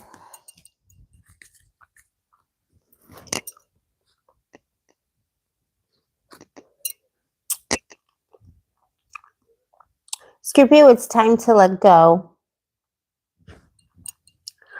For single Scorpios, I see another Scorpio coming in. Low-key. But a low-key psychopath again. It's like, you know, the Grim Reaper. So another Scorpio. Is somebody Scorpionic who can understand you. But until that person comes, if you're not currently in a relationship, bide your time. The Nine of Pentacles, you don't have to take up every possible battle that comes your way. Put down, look at this Bill. The glove is down. Put down your glove. You don't have to joust and duel 24/7. You can just smell the roses. And then the clarifier is the Four of Pentacles. Preserve your energy for the correct person. Who is this person? How interesting. The Sun. The Sun. The Grim Reaper. Could be your opposite sign or someone who's very different from you, but somebody who brings the sun. Could be summertime, but bide your time. Don't lower your standards if you're single. If you're in a situation currently where there's a lot of drama and or if there's a douche flute on your mind, Bill, okay, you can't let go of, you got to let go of them. Just let go. And don't get triggered. It's not worth it. The summer's bringing something better. Could be a Taurus, a Leo, or a Scorpio. But it's a Scorpionic person, a warrior, a protector, a gorgeous Bill.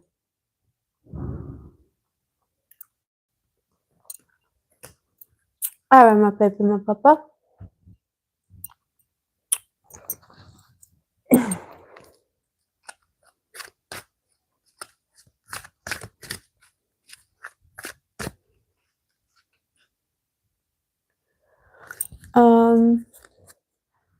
Who else we got in the chat, my baby?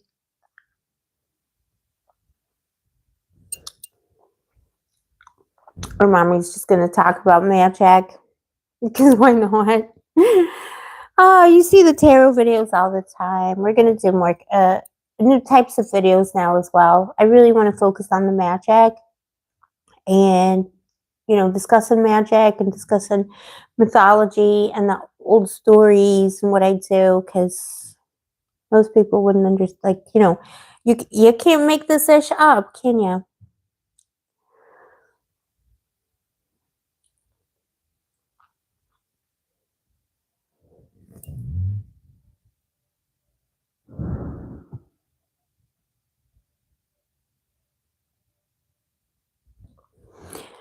So yeah, with magic, what else am I going to tell you? I just published a video on sea magic. I didn't do any like instructionals and stuff like that, but that's what happened with me. The sea called me to it. I was never particularly, even like it was adjacent for me. I was never particularly connected to the sea. I'm not a strong swimmer. I'm not in the sailing club, nothing like that. And all of a sudden, I just started getting visions of the Mediterranean Sea. And I mean, not even all of a sudden. I have had a persistent dream since childhood about a long shore And it's me walking along the shore at night. And this is the thing, like, you can't make this ish up. I'm walking along the shore at night, and it's just me and the stars. And it just feels so familiar. And like, there's a building that, like, it's not ancient. It's like it's like a modern place, but it feels ancient. There's a building next to me, and there's even like a bunch of trash cans. Like, you can tell it's like a normal place. And then I walk down it and I get to the beach, and it's like so magical. And it's a recurring dream I've had since childhood. And when I moved to Gibraltar, I lived right by the beach. And when I go to the beach, I I I kid you not, Bill, I see the same building and the same beach. Exactly the lake, down to the trash cans. I didn't choose this life, Bill.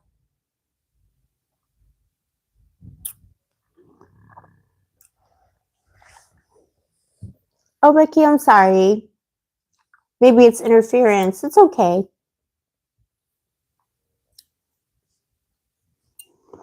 So yeah, I didn't choose this magical life. It just chose me.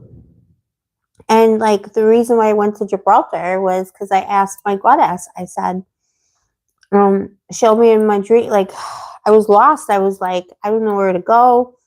I've been living in London for a long time. Pandemic's over. Where do I go?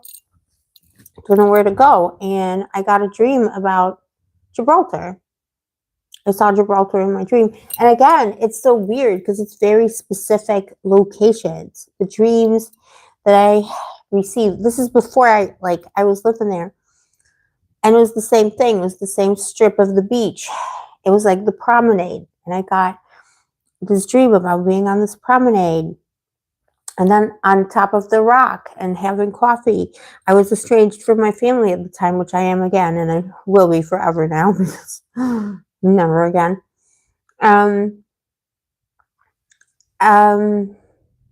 But in my dream, it was like a reunion. It was me, my dad, and my mother having coffee.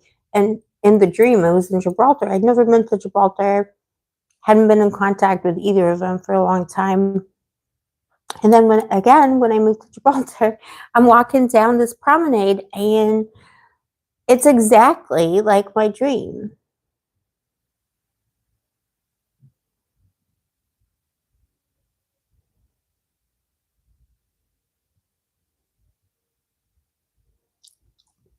Oh, Greg, yeah, towers are everywhere.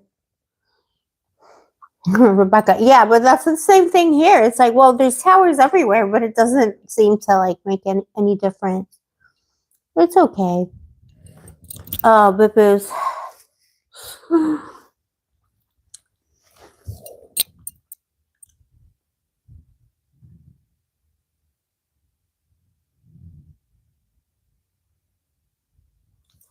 But yeah, thank you everyone for coming. But yeah, these are my like little stories, but this is like a daily thing. This happens to me every day.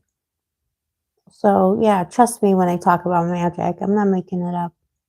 And then I went to Gibraltar, and like, of course, like, there were so many spirit visitations, and I connected to the place, and that was the place where I actually managed to record a spirit on video.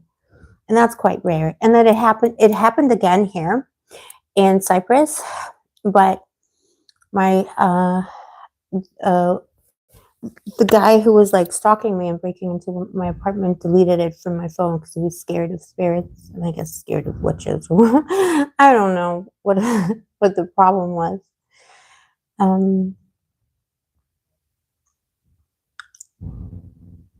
But you know,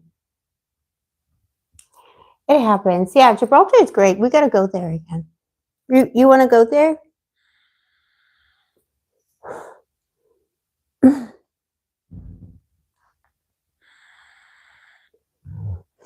What I need though is I need a chauffeur because I don't have a car and I don't want to drive here.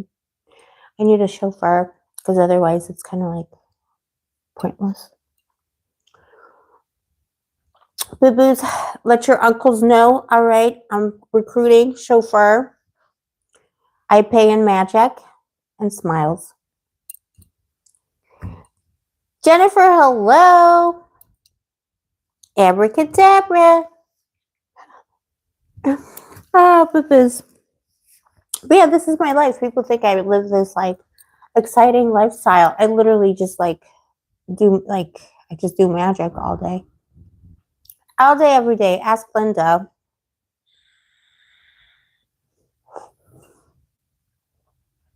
Okay, okay, boo-boos. So this is important. So it's gonna be midnight in about 25 minutes. We're gonna go look at the fireworks. I want to show you the stars if you can actually see something. And I want everyone to think of a wish. And we'll open the champagne on the dot, and we'll toast together, and then we'll give a little bit to the spirits. You know what I mean? But I'm going to have to put it down the drain because if I leave it on the balcony, we'll get ants and stuff like that. But again, when it comes to magic, and you know, to go back to fabulous, to go back to your question, you know, all magic is symbolic. So we're gonna give a portion, a residue of what we have, the nice sparkly stuff we got. We're gonna give a portion of that to the spirits to say thank you and to honor them and invite them. I'm sorry, I just got the hiccup.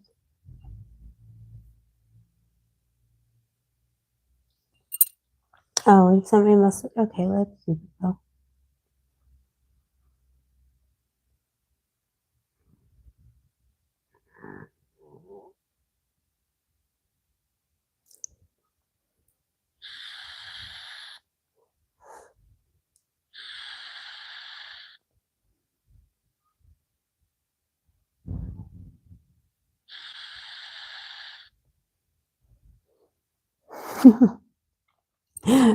Joe, that's not what it was.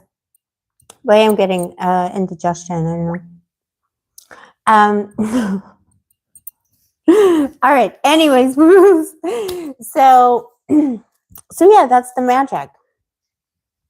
It's really that simple. I mean, it's not simple, but it's simple. And trust the magic. The magic is in everybody. Like, we can all do it. We can all commune with the goddess. We can all feel the spirits. We can all feel ourselves and be ourselves through the spiritual world. It's just a matter of what's your intention. What do you want to achieve with it?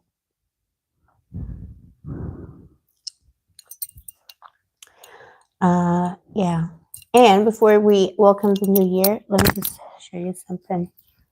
You see this pendant? I got this pendant. So it was my birthday on November 17th, right? And I had just found out my father was in a coma, but he was doing well. So, and I was kind of like down in the dumps, you know, as a witch often is.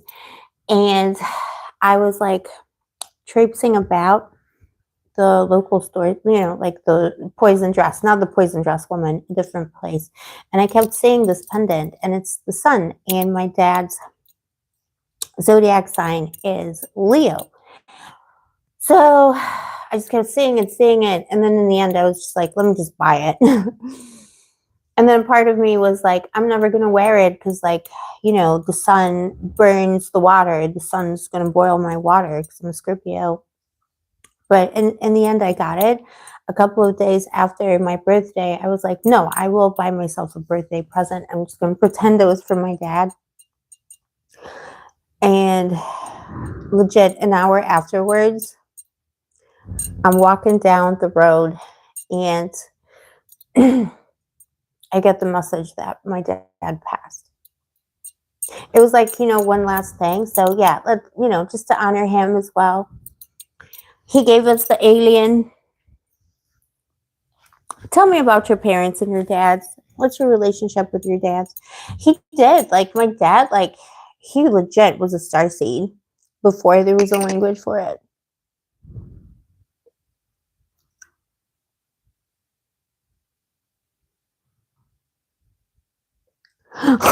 Fabulous, yeah. Sprinkle it over the balcony and tell everybody it's good luck. Yeah. I'm just like, you've been blessed. You've been blessed. No charge. No charge. No extra charge. No, no extra charge. And then we like break a window. Oh, Greg Curry, I'm so sorry. You were disowned. Well, that's highly toxic. And it's, you know what? Tell me also, Greg, tell me, did you like, are you following that whole like Oprah controversy this year about like, oh, these millennials, they don't want to talk to their parents because they were never pampered enough? Like, when stuff like that happens, this is deep, deep family trauma. And it's never the kids. It's never the kids. It couldn't be. I just, you know, and even if it was, if they were such amazing, loving parents, they wouldn't let it happen. I wouldn't, you know, like literally if my child, like if I gave birth to a child today, or even adopted a child and like it grew into like a goat with horns and was like singing, you know, like walking backwards, I'd be like, oh, well, he's just special. Like I wouldn't, I'm sorry, maybe that was offensive to say, like, but you know what I mean? Like I wouldn't, who would ever? That is like the highest sin, the highest sin. I don't care what people say. And I grew up in like abuse, like verbal, but physical threat, and it still continues at my ripe old age. That's why I had to remove myself from it again. Blackmail, threats, all kinds of things. I'm just emotional.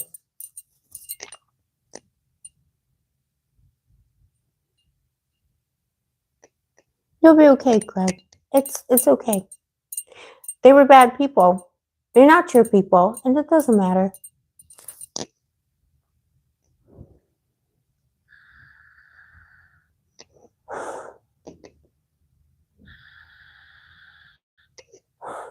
Yeah, Becky. Yeah. And it's a good thing you forgave, but still, we know the truth. Exactly.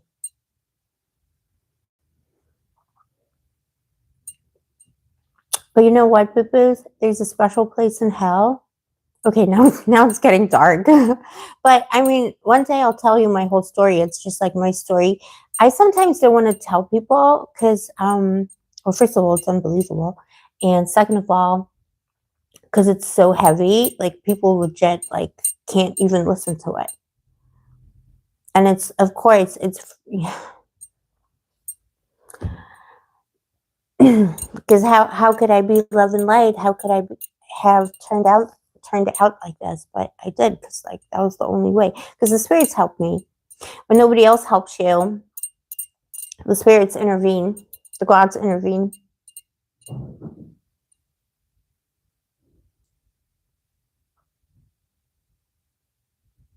Yeah, Greg. Look at what Fabulous said. Yeah, you're amongst friends. Thanks, Joe. You got me. I got you.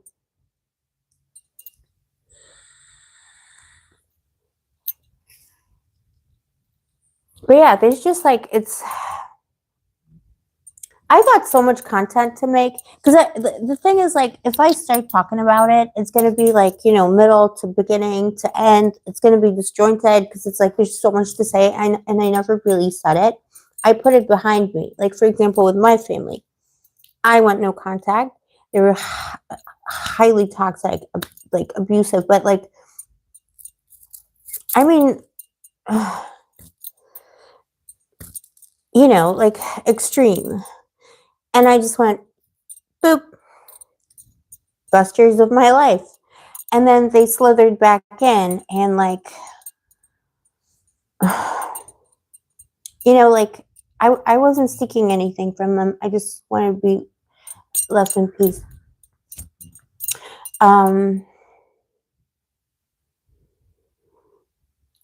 But it's almost like they couldn't, like, there's something. Okay, so that's what I was trying to say. And it sounds like a little bit unhinged, but it's true. It's like, But the devil will find you, whoever that was, because these people who raised me, they were not my friends. Because if they were my friends, I wouldn't be in the position I'm in right now. I wouldn't be unprotected in the world. I wouldn't be on my own. I like, and not just now. It's not like, because like people want to put the story on some people, especially, and I understand that, Greg, because it's like so common for people who go no contact with their parents or who are estranged from their families. They want to put it on you. They're like, oh, you're all alone. Like, you need protection. You need this. F off. Yeah, like put me back.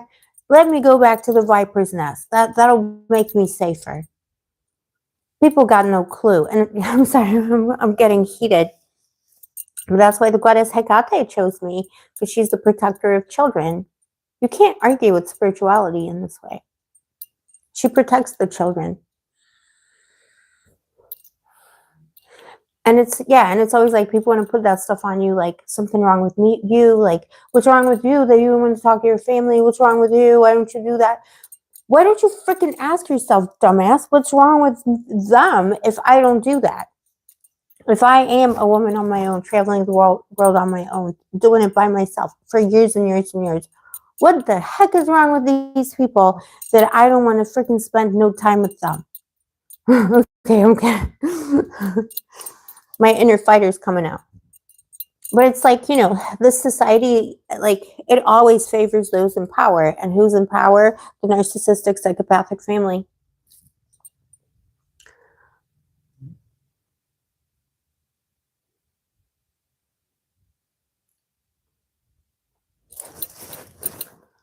Oh, Seal.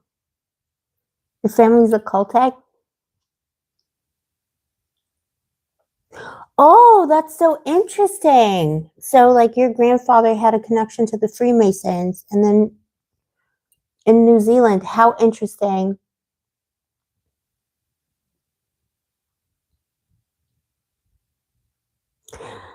That's interesting. I went to Edinburgh one time, two times. No, when I was in Edinburgh, I was just like walking around, like I was like with a group, and everybody was like doing BS as usual, like going out to the pubs and like partying. And I just was like, I have this thing, and it's a very magical thing. The spirits always lead me somewhere in a new place. And, because Edinburgh in Scotland, right? So it's like just walking around, kind of got lost at some point. We were just walking around, like exploring, and like randomly out of nowhere, I just like look, and there's like this massive like store, like open store. It's a Freemason store. They're selling Freemason wares. And then there's just like the Freemason Club, just like plastered, like, how interesting. What do you think, babe, that the Freemasons, from your experience in your family, are the Freemasons like doing positive things or not so much? Or is it like an individual thing? Because that's like a whole big thing in modern spirituality. I think a lot of the stuff that we do in modern spirituality is related to these traditions of these secret societies and lodges, because they had to have them going throughout the Middle Ages and the Renaissance and the Enlightenment and history, because it was forbidden, right? Greg, yeah. And they'll keep using stuff against you all the time. And that's why you got to be no contact with them. Because it's legit. That's like, it's just evil. It's whatever evil is trying to get you. And whatever your family, Greg, whatever your family did to you, whatever they said about you and falsely said about you, that's whatever's trying to come through is bad energy in your life. That's what the demon that's speaking through them, like, and I say demon loosely, okay, everyone relax. Yeah, we're not, I mean, I'm not a Christian, right? But but you know what I mean. Whatever dark entity is speaking through them is telling you what it doesn't want you to have. Whatever libel BS they're talking about you. Trust me. Trust me, babe. I'm a witch. Okay, this is we're getting like We're going into battle, my peppers.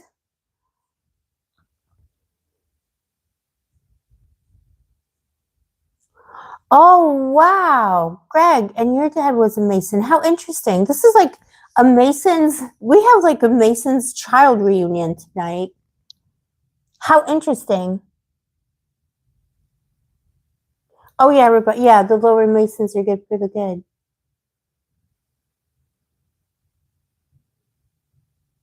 But it's always like that, isn't it? It's almost like the more like in the inner circle you become, like in the, you know, like people get crazy and then it becomes about power. You know, it's like the Illuminati, basically the idea of the Illuminati today, like in social media and whatever, as a meme, like the idea of like, you know, when they say that, you know, the celebrities do like the Illuminati symbol or whatever.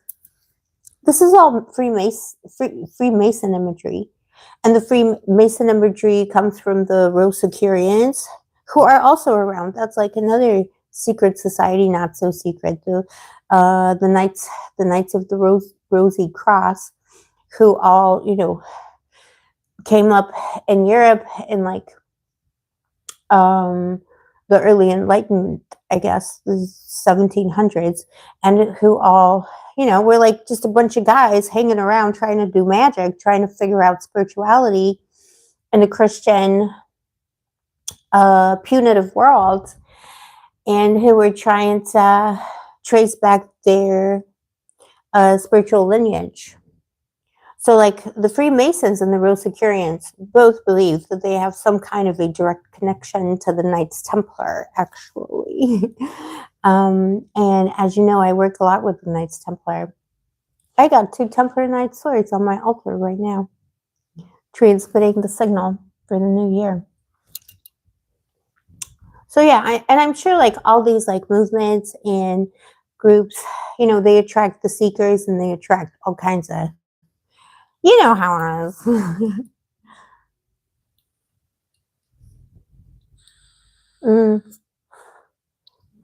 Seal, evil behind the veil. Yeah, yeah, and they love like those. But you know, like all the imagery in the tarot, all that stuff. Like, I mean, Freemasonry all over that.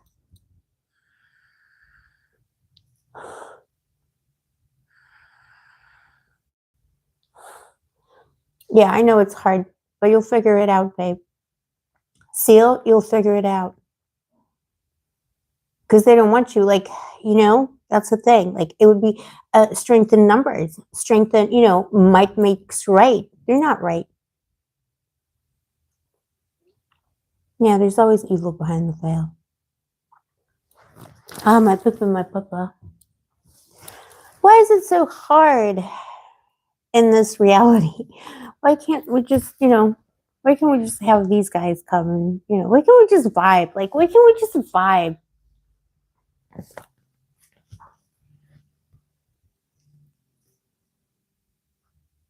Yeah, I'm so sorry to hear about your experiences, Steele.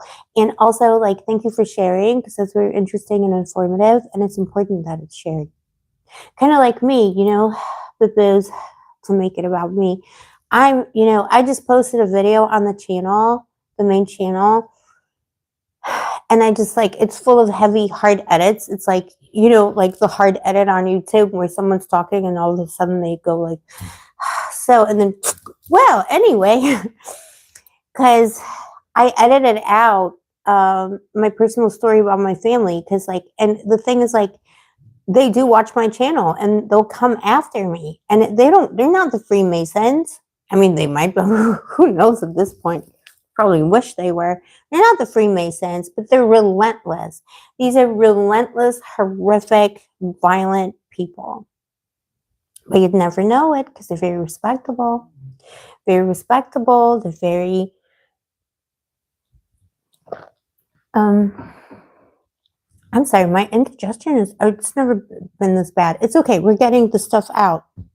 We're getting stuff out. Borbora forba, Hecate borbora forba is eating all the stuff. But I'm sorry if you're hearing my indigestion. I can feel it, you know, it goes. But I also have IBS and celiac disease, and that used to happen to me all the time. It was the most embarrassing, horrific thing. then it got better. But see, now when we're talking about parents and these types of things, it's like coming back. But yeah, like, no, but nobody would ever believe it.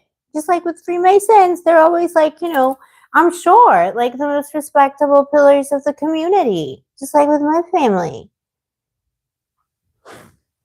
And of course, like, who's going to be blamed? The black sheep, the person who's like out there in the world, the New Age bimbo doing tarot.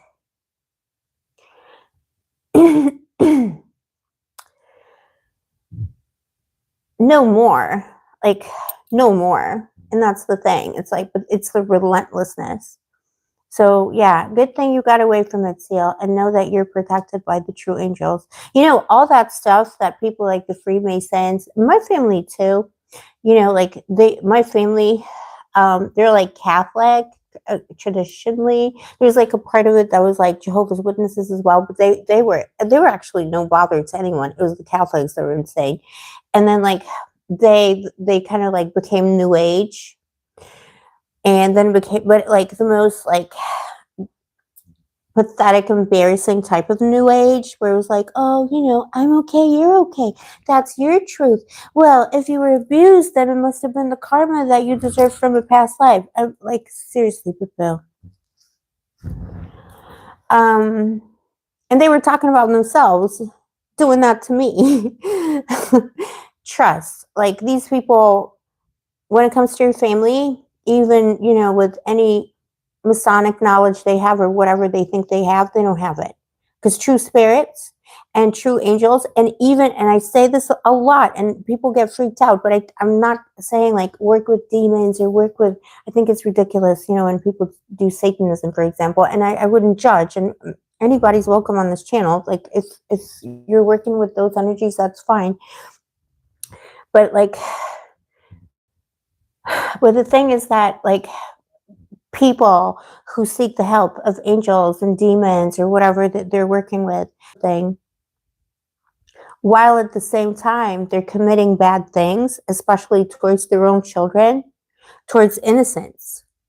They're committing terrible deeds, and they think that they're being blessed by angels or demons. They're not. They're being fooled. They're fooling themselves. The magic might work for a little bit, but that's not true. That's not a true connection.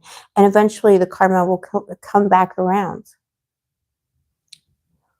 I've seen that happen time and time again. Like I said, I mean, I've had people like send stuff towards me, and I don't even believe in. I would never like curse someone or anything like that. But actually, I did. I actually did do that when someone, when a man hurt me physically. I just said and I don't even know what said it for me. The goddess said it. I said, you know, because it was like desecration of the goddess. And I don't know that kind of stuff. My family's highly toxic, but the abusers were not the physical abusers were not the men even. Anyways, so yeah, I lie. I did throw a couple of curses out, but I was provoked and the goddess said it for me. But yeah, but just trust this, because people who throw stuff at you, they say terrible things about you, or they say that they're working with the demons, or the Satan, or God himself, or the archangels. They're not. They're working with illusions. They're working with spirits who are miming that, or maybe even with Satan himself, though I think he's kind of busy. And they're being fooled, because that's what those demonic negative forces want to do. They want to see who has bad intentions, who's a dip flute, and they're going to see.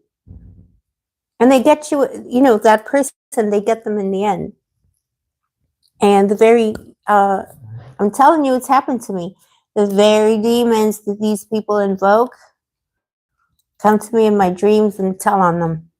They're like, hey, this is what's going on. Just letting you know. Because it's staring. Demons, if you work with like negative entities or demons, in the colloquial sense, they're never on your side. They're never on your side. All right, anyways. All right, my boo-boos. Let's see.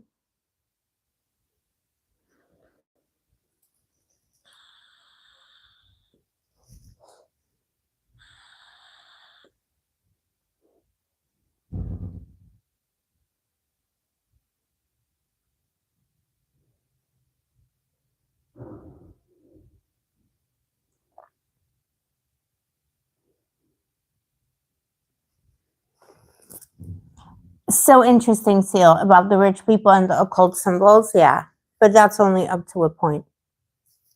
That's only up to a point. This is like, and it's such a bad trade-off. It's not worth it. You can literally just go in the mountains, go to the sea, and the angels will come. The angels are here right now. They're here right now. The spirits of the house. You don't need to be doing, But what they're all invoking when they do that, they're invoking something very tricky. But it's okay. Play yourselves if you want to. So yeah. Yeah, sacrificial lamb. I know. Something needs to be sacrificed. But that's the thing. And it doesn't.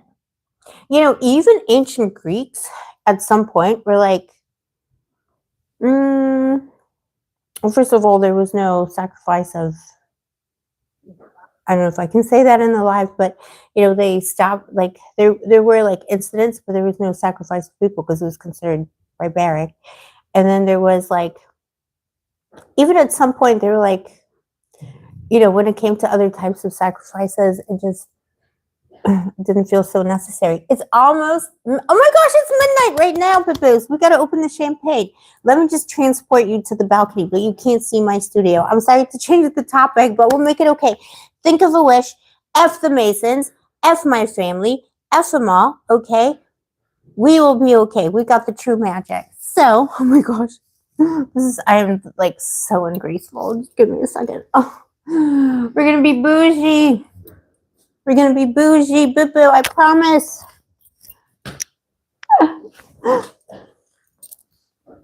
Give me one sec, baby.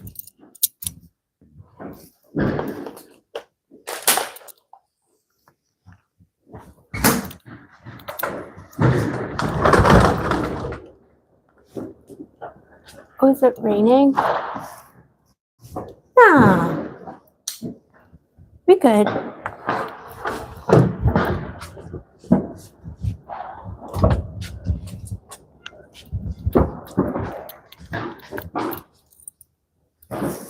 Okay, my boo-boos. Don't look at my house. Don't look in the eyes. Look around the eyes. All right. This is my hood. This is my hood. Can you see it? You may not be able to see it. So let me get the champagne. All right, champagne. There's an SNL sketch with Christopher Walken. He does champagne. It's hilarious.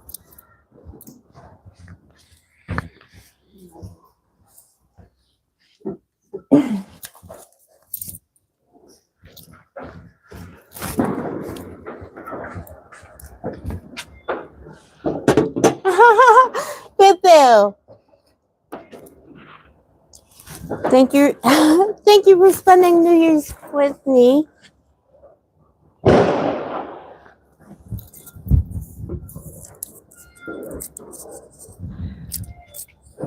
Can you hear it and see it? I don't think so.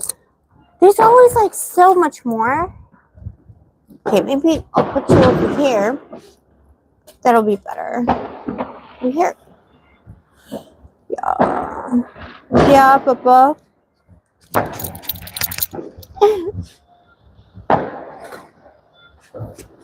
Okay, think of a wish.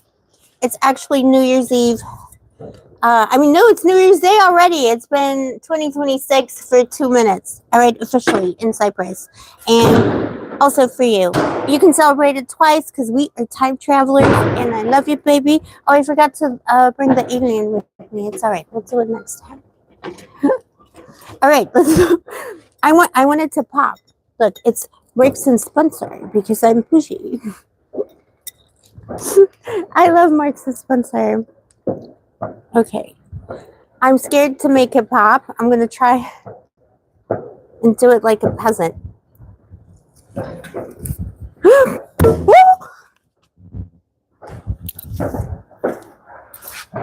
Okay, you saw nothing? We were not here.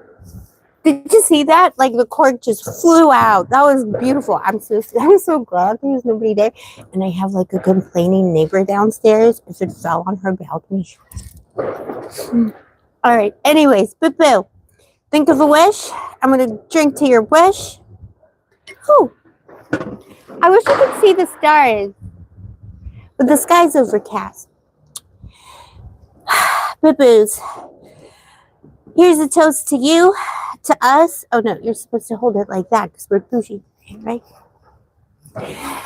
Here's a toast to us, to your love, to your support, to all the beautiful magic we're going to be doing in 2026. We're already doing it because it's already 2026. To all the beautiful magic, to all beautiful scrumptiousness, and to all your wishes. And I will drink to that.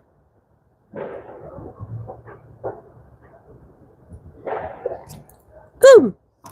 Now I'm going to think of a wish. Do you want me to tell you my wish? Your wish? My wish?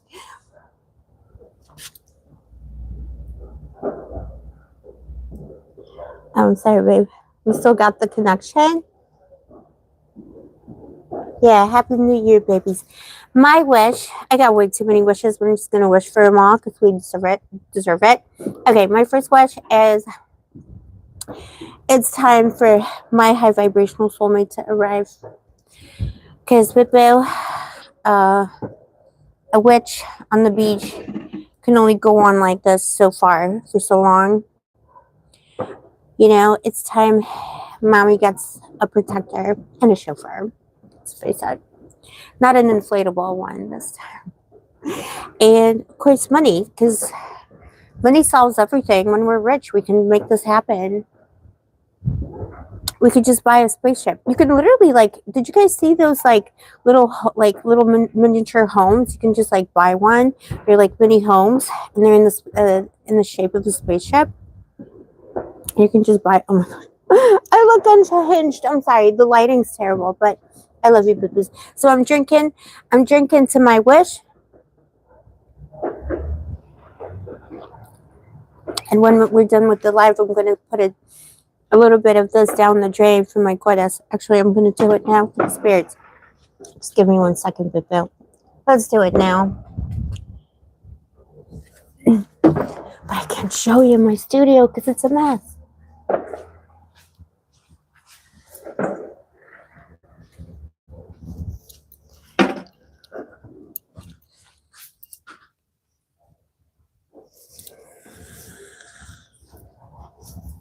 All right, I'm back. I'm here. It's actually not that. It was freezing cold all week, and now it just got so beautiful. You want to hang out on the balcony for a little bit? But you can't see the stars though.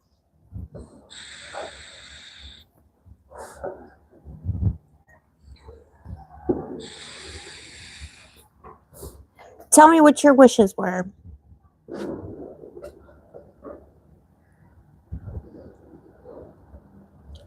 Let me get my coat and let's vibe on the balcony. And yeah, and F the poison dresses and F, anybody's poison parrots and all that crazy stuff because it's not okay.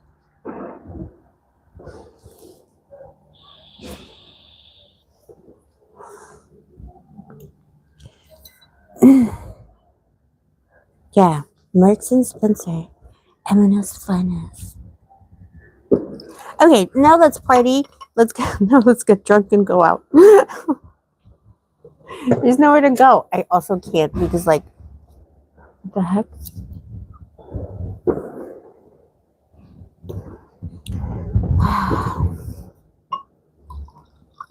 I don't know. Let me get my coat and then we'll wrap it up. Just give me a second.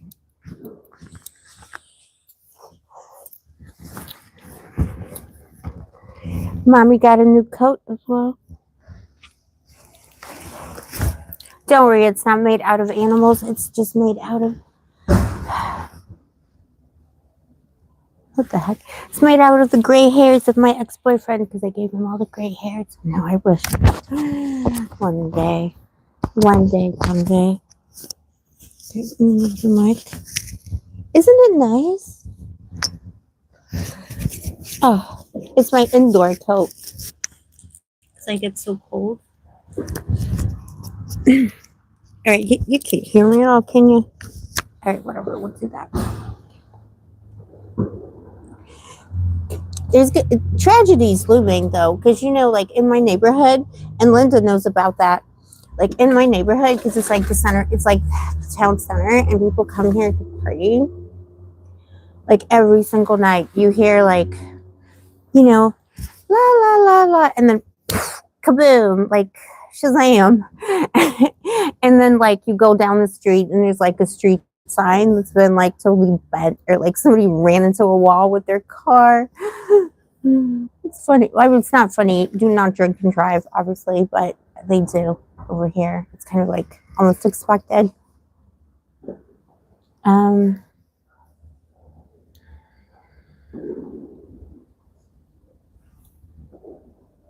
Deep hi. Thank you, Fabulous. The jacket loves you. Okay, let me put you over here. Maybe. Wait, let me put you over here. You might be able to see the lights better. So that's us. We can hang out on the balcony more often if you want at night. It's just like the problem is you can't actually see what I see. You can't see the stars and the moon. Maybe on the full moon. But yeah, cheers everyone. And thank you for being the OG crew. And thank you for being with me that whole time. Thank you for showing up for Christmas, for my dad's passing and everything. You have no clue how much that actually means to me and how much strength it gives me, because it lets me continue no matter what.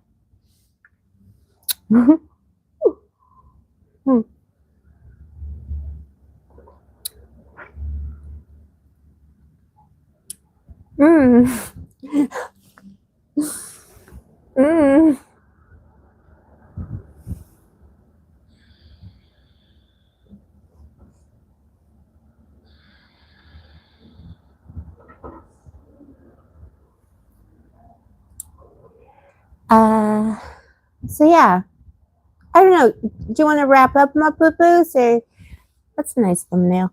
Do you want to wrap up boo-boos, or do you want to hang out and hear more witch stories?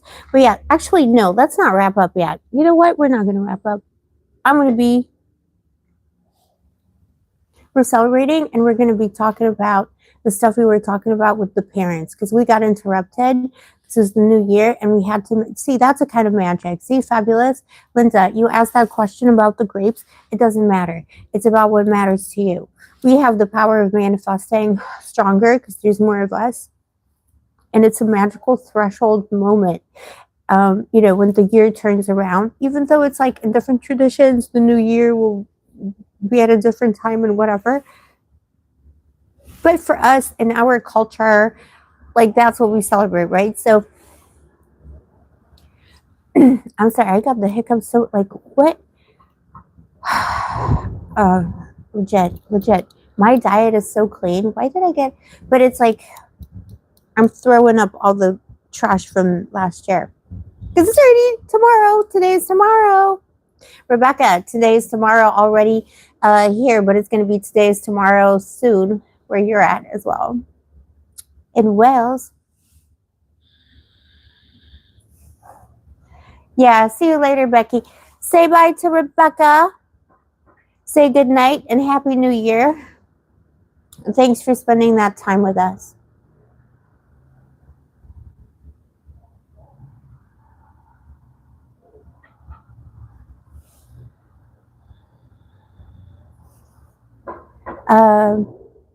Oh, thank you, Seal. Thank you for that Netflix series. I'll check it out. I'm not aware of it. Yeah, bye, Becky.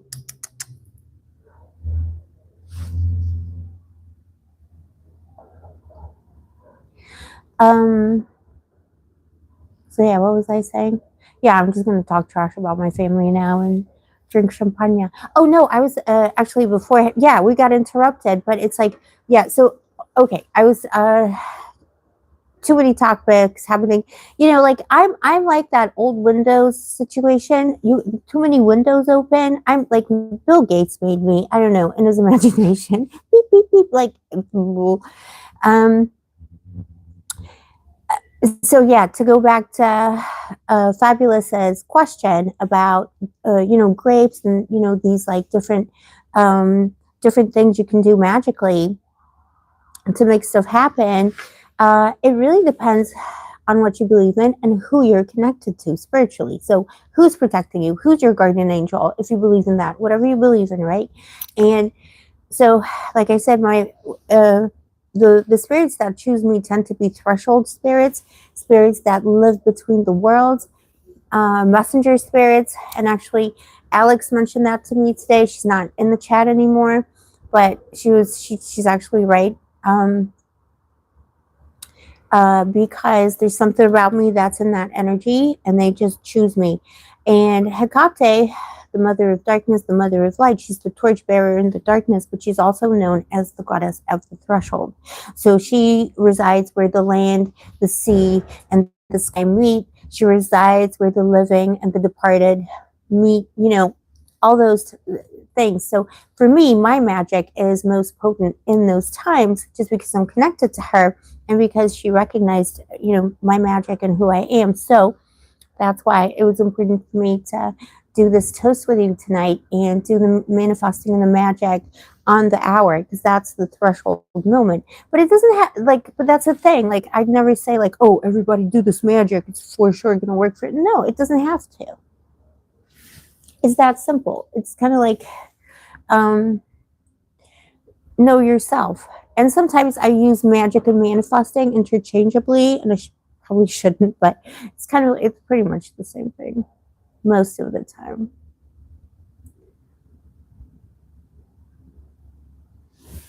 Yeah, I love you, my babies.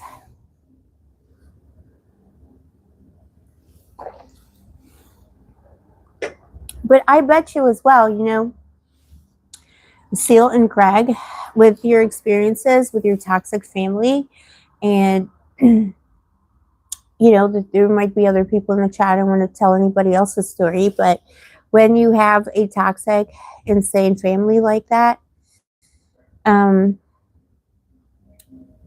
you'll be usually working with some kind of force or spirit that's an archetype of Hecate or something liminal in that way. Because everybody believes in a different tradition. I work with the Greek gods for no reason at all. I don't know. They just found me. Past life situation, right? But whatever tradition you work with, the equivalent of this archetype, the midwife, the mother protector, the goddess of the night, the one who protects those who are falsely accused as well, falsely executed too.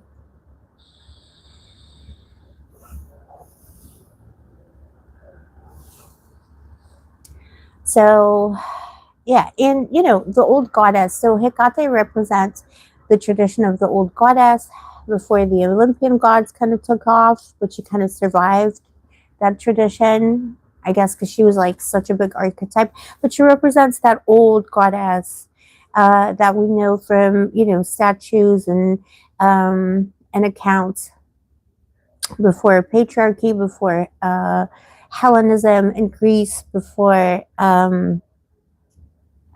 the Homeric period even. So whatever came before was a worship of the goddess and matriarchy, basically. I mean, that we know for a fact, although nobody ever talks about it because it's too difficult to, I guess it's like incredible that women ruled the world. But she'll be coming to protect you, babe. She's very powerful, no matter what. And so yeah, and even for Christians, if you're Christian, she'll come to you as Mother Mary. Did you hear that? That was confirmation. Well, somebody's being crazy, but yeah, she'll probably come through as Mother Mary or a saint. But Mother Mary, these old images, like in the Middle Ages, and up until now in Catholicism. If you go around Italy, you'll see like one on every corner, right? Like there's like a little statue of Mother Mary somewhere on the road at the crossroads. That's Hecate of the crossroads. But it's just a new version of it that was acceptable to the church when they were burning, here in Cyprus, all the archaeological sites I work at with my magic. Well, I don't work there. I wish I could, but they only employ people who are Cypriot, so not allowed. But if I could, I would. But I work my magic there. Those were the sites where, like, the Christians came at some point.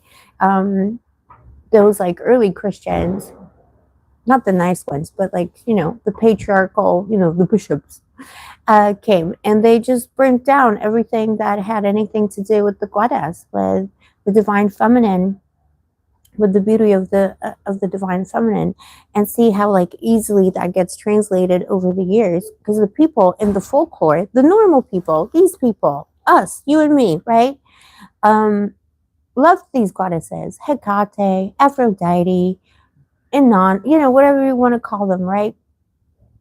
And they couldn't be taken out of the collective unconscious, so they had to be contained. And one version is like Mother Mary. But if you're a Christian and you vibe with it, and like, again, nothing against Christians, I think there's a lot of good stuff in Christian practice. That might be a symbol that comes to help you, because Mother Mary helps children. She's the midwife as well.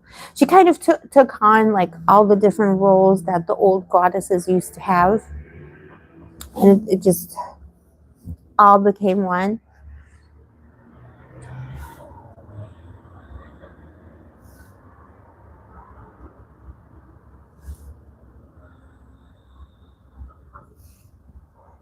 Oh, blue light, Seal, that's so interesting. What do you think that is? That's beautiful. But that's very goddess. And that's Mary, like, do you know why, like, you know what, who the heck is doing this stuff? This isn't fireworks, just so, do you guys hear that? Just like somebody's exploding a building. Wouldn't put it past anybody. Okay, I love Cyprus, respect to Cyprus, but also like anything's possible. Are you hearing that, boo-boos? Anyways.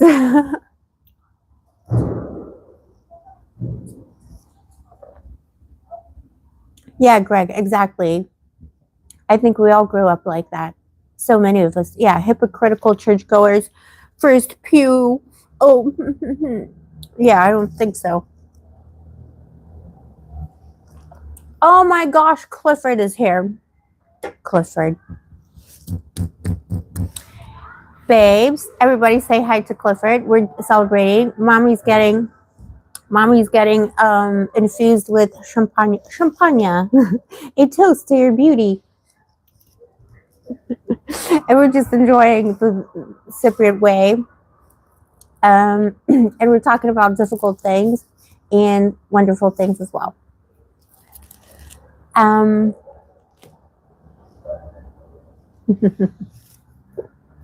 Hi, Elizabeth. Love you, babe. Bless you.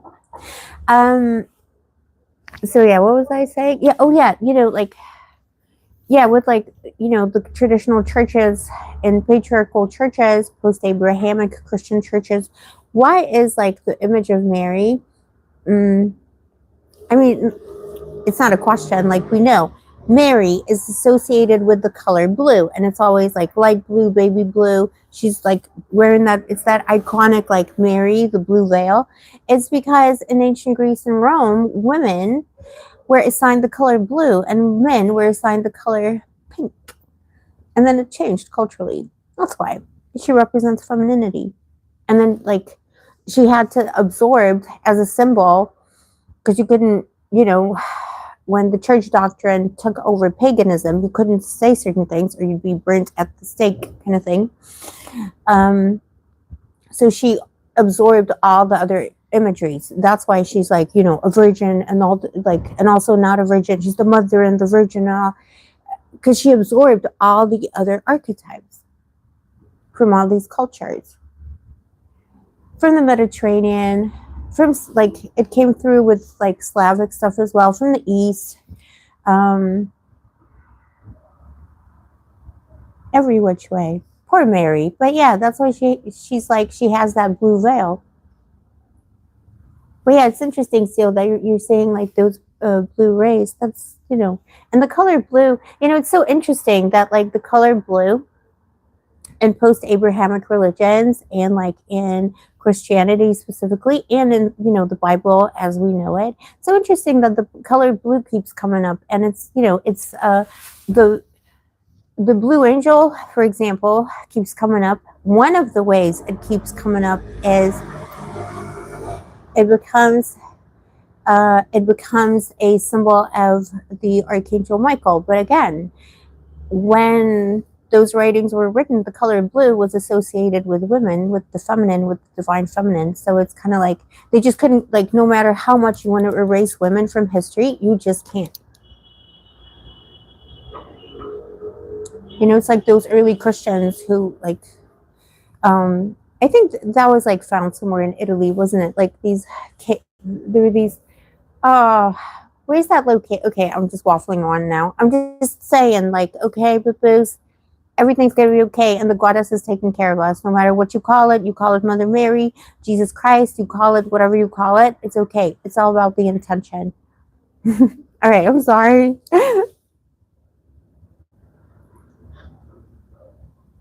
It's all about the intention. Let me get my sugar-free candies.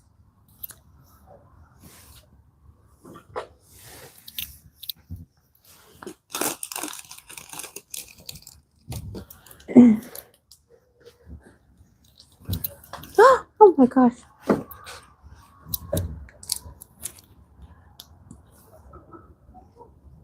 But yeah, I want to do more. I need to do scripted videos because look at me waffling. Like, nobody's going to listen to that. If I do a video on it, nobody's going to take in the information. It's going to be like, whatever. But like, I know, like, trust me, like, I know I look stupid, but like, I know what I'm talking about. I know it. I lived it and studied it historically. My daddy taught me that. One man and his cow. Oh my gosh. How's your cow? How's the cow? Also, the cow is a symbol of the goddess. One of actually the first goddess that ever found me, because it was a version of the goddess that I could understand as a child, was the goddess Hera.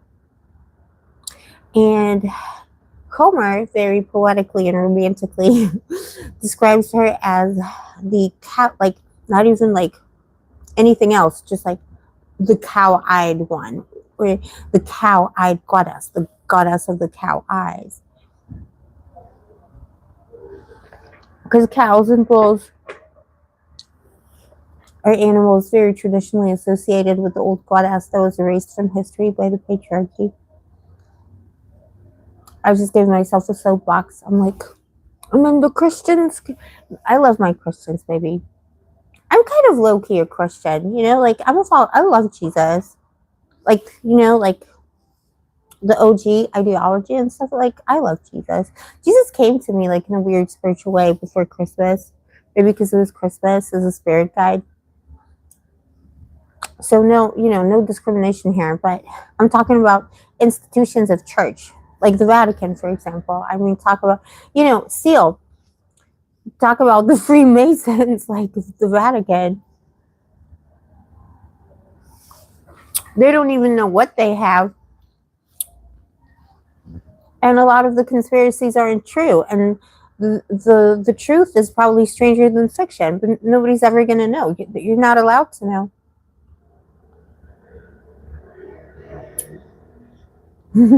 What a man is a cow. The cow is good. Good.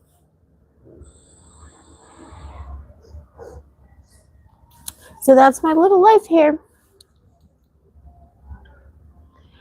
I sit on this balcony. I look at the stars. Wait for the aliens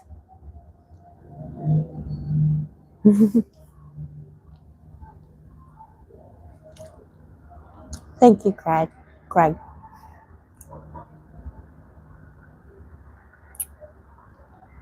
So yeah, work with whatever name or imagery makes sense to you, whatever finds you. They will find you as well. You know, like when an angel or a god or goddess feel like you need help, they're gonna find you and they're gonna give you help. That's what they do. That's the whole point. So don't doubt yourself. Ever.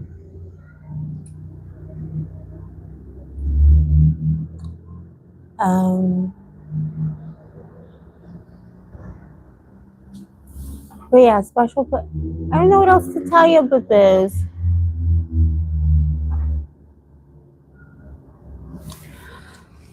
But yeah, it's been a crazy year. I got indigestion in this life. So, but see, it went away. At first, I lost my voice. Then I got indigestion. Then I got pain. Then I put on the poison dress. But we figured it out. You know, magic is magic. And if you're a good person, you're a good person, and that's it.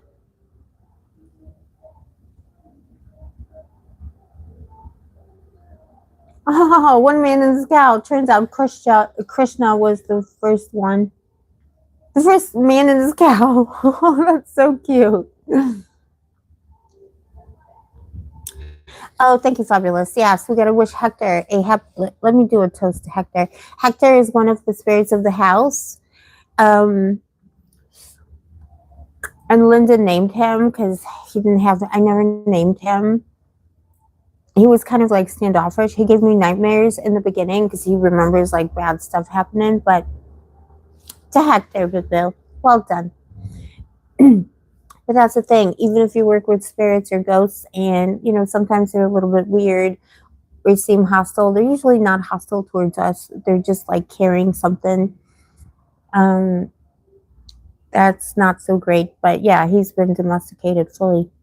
Oh, and to the pirate, you boo-boos might not know about the pirate, but he's like standing guard. He he came with us from Gibraltar. He's a legit pirate ghost from Gibraltar.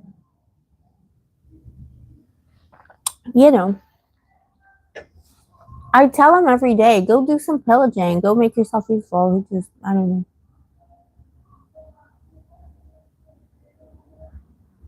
know.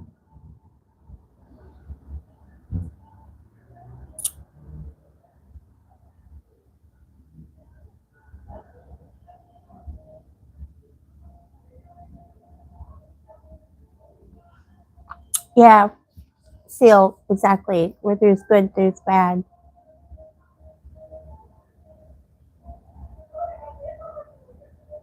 But, you know, that's why we love magic.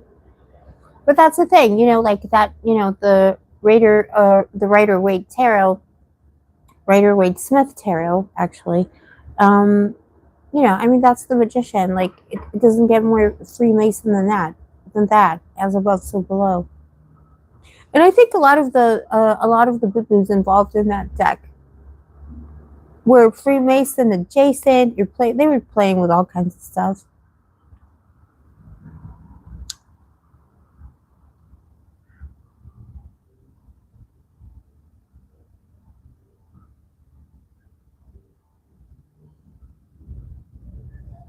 Mm. Feeling a little bit of pain. It's okay. You know, mommy's had her health issues, but it's because we're having a nice time and they don't want us to. Parlay.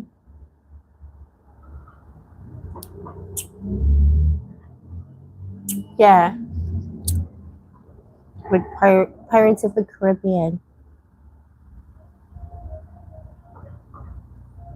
But it does happen a lot, and you won't even know it, boo sometimes, depending on what spiritual practice you do.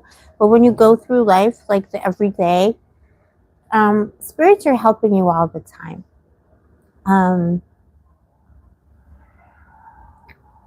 it's like nice and good, you know, to be like, you know, that kind of like derivative new ageism that tells people like, oh no, just think positive thoughts and good things will happen. Obviously you're attracting what you are. No, but Bill, like there's like whole universe. You think the universe is that focused on you? That's just your privilege talking and your ignorance. And there's a lot more to it than that. And a lot of people don't realize how protected they actually are.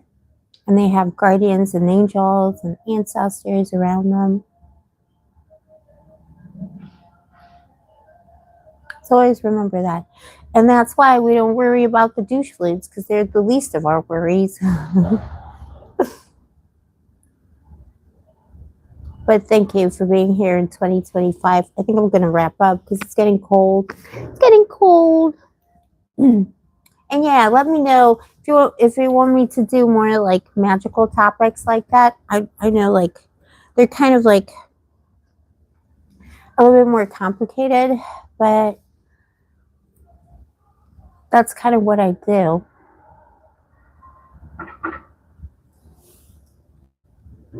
Yeah, Greg, talk to them. They're talking too. They're listening. For sure. Like Hector, and you know, the pirate is known as the pirate. Because he's so epic. But like they were not good energies when I first encountered them. They were like what hooligan is this? I had to make the pirate had to guard the door for like months and months and months. He wasn't even allowed in the house. Because like, look, I know it's symbolic, right? I'm not literally saying that there's a physical pirate somewhere in a ghostly form, but I felt the presence of this person. And I did like look it up. In Gibraltar, there was a pirate of that description. That's like a whole other. Like a whole other video or series. There was a man of that description, and I told him, and he did a lot of boo boos. Let me tell you that. That's not, you know, you're gonna meet him on the dark night. So I told him like, you gotta behave and you gotta follow the rules of the house and the rules of my goddess. And he didn't want it, but he didn't want to leave. And then he wanted to come to Cyprus with me. So I was like, all right. Well, you got, you know, the usual. And then he stood outside the door symbolically for a long time. And then one night he was just like, all right, I'll just behave.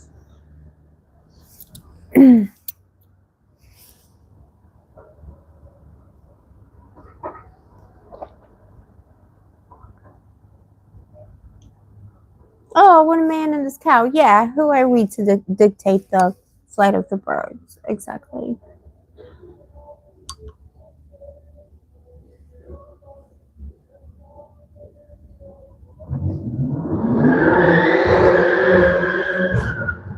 Can you hear that? Did you see that? Okay, mommy didn't eat enough. Mommy's getting a little bit tipsy.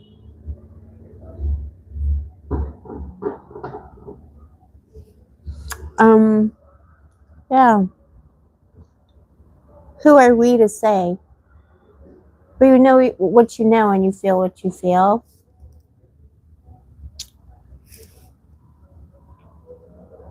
And the moon's taking care of us. It's almost the full moon as well.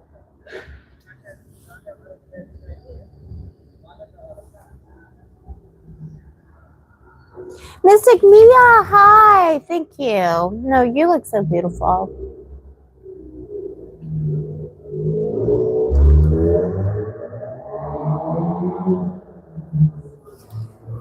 All right. Do you want to wrap up, boo-boos? Because I don't want, like, I'm just like touching on too many topics. Like, it's all very interesting, but I'm just gonna waffle on about philosophy, and in the end, nobody listens. The pirate listens. No, but in the end, like that, the ghost of this pirate, like, he figured it out, but he still hasn't brought me any money.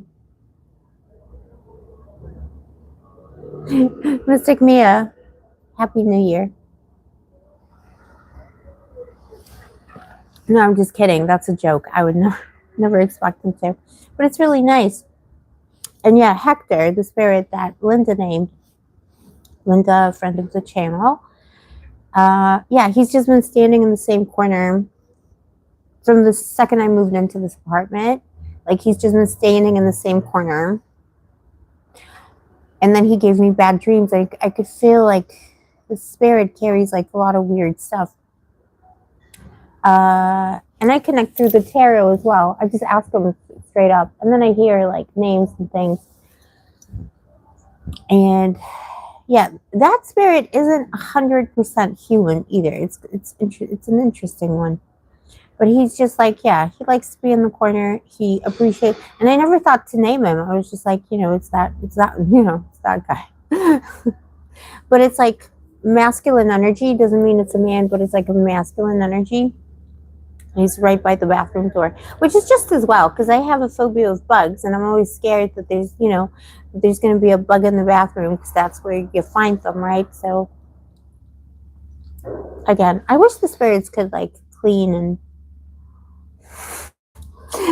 do chores. All right. Anyway, well, thank you all for listening to me and for listening to my story. It's not an easy story to listen to. I haven't even gotten into any of the details of like what's wrong with my family and why the situation is what it is. But I will in due course.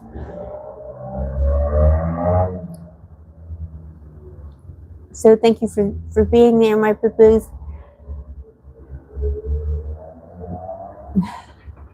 I'm just amazed that, you got time for me and to listen to me waffle on about magic.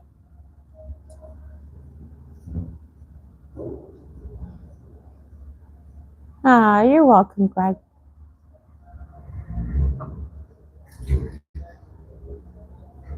And thank you, Greg, babe.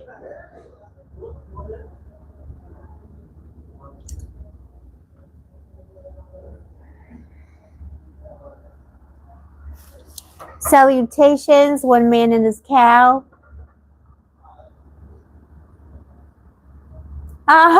Yeah, they'll earn their keep, exactly. Like, legit. Like, they break so much stuff, so you might as well contribute to, I don't know. I mean, they do, that's the thing, they contribute to the magic, but I just wish sometimes, because, like, the magic, I know how to do the magic. They might, it's all right. They're old friends. Stay moisturized. Yep. May the angels protect you, Seal. Stay moisturized, fabulous. Thank you for being you, Greg. I love you, my babies, my papa. Celebrate the new year. It's 2026 already. Today is tomorrow. Yesterday is tomorrow. Yesterday is today. Today is tomorrow. I love you. I'll see you next time. And may the angels protect you, of course.